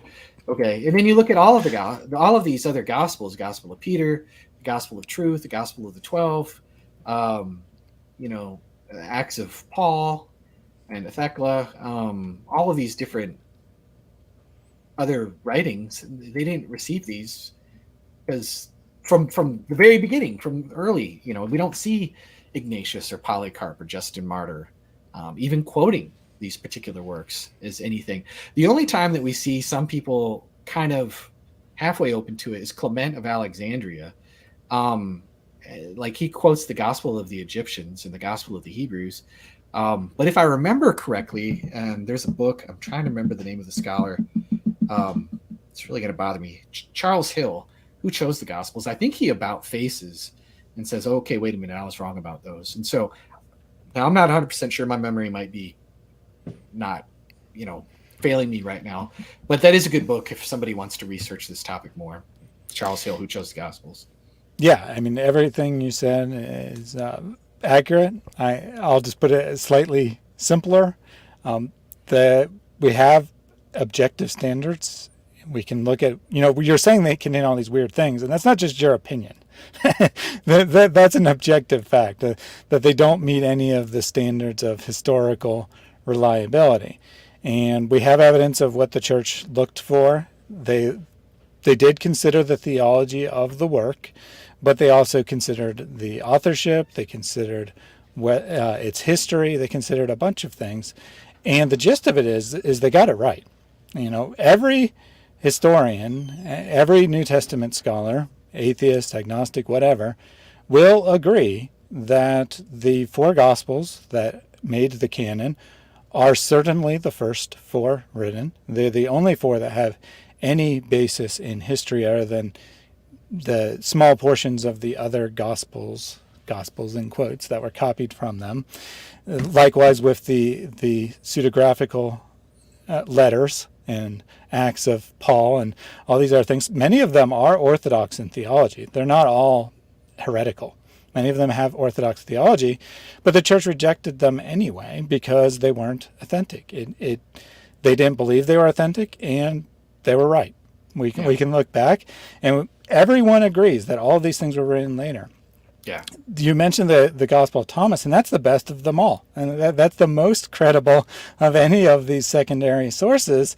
And still, there's basically no one who thinks it was written contemporarily with the Gospels. Yeah, it's a sayings gospel, and most scholars will agree that they're borrowing from the Gospels. Because there definitely is a lot of overlap with the sayings of Jesus and the sayings of the Gospel, but virtually nobody's saying Thomas came first. There's not like any Thomas priority theorists. So yeah, exactly. So Red One's been making a bunch of stupid statements, but I asked him many times. He just kept asserting, "My evidence is the Quran," and I say, "What's your evidence that the Quran's correct?" "My evidence is the Quran," that kind of thing. But he did ask this question, probably not all that genuinely, but I think it's beneficial to ask anyway. Who is the eyewitnesses for Jesus Christ? So just in your estimation, or you can go through and count them, how many valid historical sources do we have for the person of Jesus? Oh, I don't really like using like Josephus or Tacitus or different things like that to prove the historical Jesus, because all it shows is that they had knowledge of what Christians believed. I think they're somewhat helpful, but in a very, very limited degree, and they're not really like dependent. I mean, I just think let's just man up and defend the four Gospels because they're good documents. You want an eyewitness for Jesus Christ? Well, the Apostle John claims to be an eyewitness, and there are many, many, many very interesting arguments and evidence for the reliability of the Gospel of John. I mentioned Lydia McGrew already. She's written a book called Eye of the Beholder. If you don't want to go buy the book, just watch one of the many YouTuber interviews that she's done, or podcast interviews that she's done on that topic. I think if you like this kind of evidence for Acts, you can find very similar evidence with the Gospel of John. I think I'm going to go against what a lot of people think, but I think Matthew wrote Matthew. That's a whole other stream. But and then we know that Mark was a interpreter through the early church fathers. He was an interpreter for the Apostle Peter. Papias tells us that he was writing down basically what St. Peter was preaching, the Apostle Peter was preaching. And so he's deriving his gospel from probably one of the best eyewitnesses you could possibly get. And then we know that Luke used Mark's gospel, and Luke traveled around with Paul. He had his own materials that we've mentioned, and he would have been able to interview different people. We don't have the names. He doesn't name his sources necessarily. But yeah, I think there's ample evidence to trust Luke, considering how meticulous of a historian he's shown himself to be, and what I've hopefully argued for in this stream. Excellent. So we have Pavel D., who I'm assuming is a skeptic, just like the Christians. What's the evidence for Christianity? the Bible. Yeah. So This is just the apologia jingle right there, the for the Bible yeah, tells me exactly. so. Yeah. Well, we're not arguing like God said it, therefore I believe it. It's inspired. We're saying let's look at the Gospels. Let's see what are their authors like. What is their relationship to truth? Were they in a position to know what they were talking about? We're just looking at them like we would look at other historical documents. The only thing that we're not doing is we're not taking miracles off the table from the outset. And so I would want to know why we should do that. Yeah, I mean, this statement's equivalent of what saying something like, "What's your evidence for Julius Caesar? Tacitus? Oh, you can't just go to Tacitus and assume that he's telling the truth." Yeah. Well, we're not assuming a priori that the Bible is correct, which is what your assertion is. Whether you realize that or not, that's really the assertion you're making, is that we are just declaring that the Bible is correct, therefore Christianity is true, and that's not remotely the argument we've made. Yeah, this isn't There might be people who make that, but it's not our argument. Yeah, this isn't presuppositional apologetics here. I mean, even which that's probably a slam on precepts that they wouldn't take and they shouldn't take. But I'm not just assuming from the outset like this is the Bible, it's inspired, it's God's word, and so therefore I have to start this to even reason itself. Like, no, we're talking about public evidence that's available to everybody that they can honestly examine, and yeah. Yeah, and we're just treating, at least when I'm making an argument, I'm treating the biblical text the same I would treat any other historical text. I don't assume it's right, but I don't assume it's wrong either. And the skeptic generally just wants to dismiss it a priori. They want to just say the Bible can't be trusted because it's a theological work, therefore you have no evidence. Well, yeah, if you dismiss all the evidence, or at least the majority of the evidence, before you investigate it, then of course there's no evidence, but that's not a valid argument. And think about this. If Christianity was true, would you expect people who wrote about it to not become Christians? Would you expect someone, which is what I feel like people want. They want eyewitness testimony that Jesus rose from the dead from someone who isn't a Christian. It's like, what? If you believe that Jesus rose from the dead, you're going to be a Christian. That doesn't mean that you're unreliable. It just means that you saw what happened and it changed your life. Yeah, Holocaust survivors are biased for their cause, but it's for a good reason. It doesn't mean we just assume that, like, wow, you're just, trying to stump for your particular cause. I mean, that'd be a horrible thing to do. We think that they're biased in favor of what they're saying, but that doesn't mean that we don't think that they could be accurate reporters. We think that their bias could actually probably drive them to be even more honest because they want to get the facts out to people. Yeah, absolutely. This idea of interested objective history is a 19th or 20th century invention. It's not something you find in any ancient history work, regardless of who wrote it. And historians don't have a problem using any other source. And actually, historians generally don't, like actual historians who aren't involved in biblical scholarship, don't necessarily have a problem treating the say Book of Acts, since we're discussing today, as a valid source. They just don't assume it's automatically true. Yeah. But then you get skeptics who don't have the slightest clue how history is done, and they say, see, you're just assuming that text's true, and that's not what we're assuming at all. No. Two more comments. Redouan says, they all forsook him, meaning Jesus, and fled, no disciples as witnesses. Well, yeah, John actually comes back because he was able to report that Jesus was pierced in his side. And so he obviously, they fled while he was being arrested. It doesn't mean that they couldn't have come near the scene later. And so I guess he's trying to say like Jesus wasn't really crucified. That's kind of ridiculous. We know that the women were there. We know that they were also with John during the time of the crucifixion.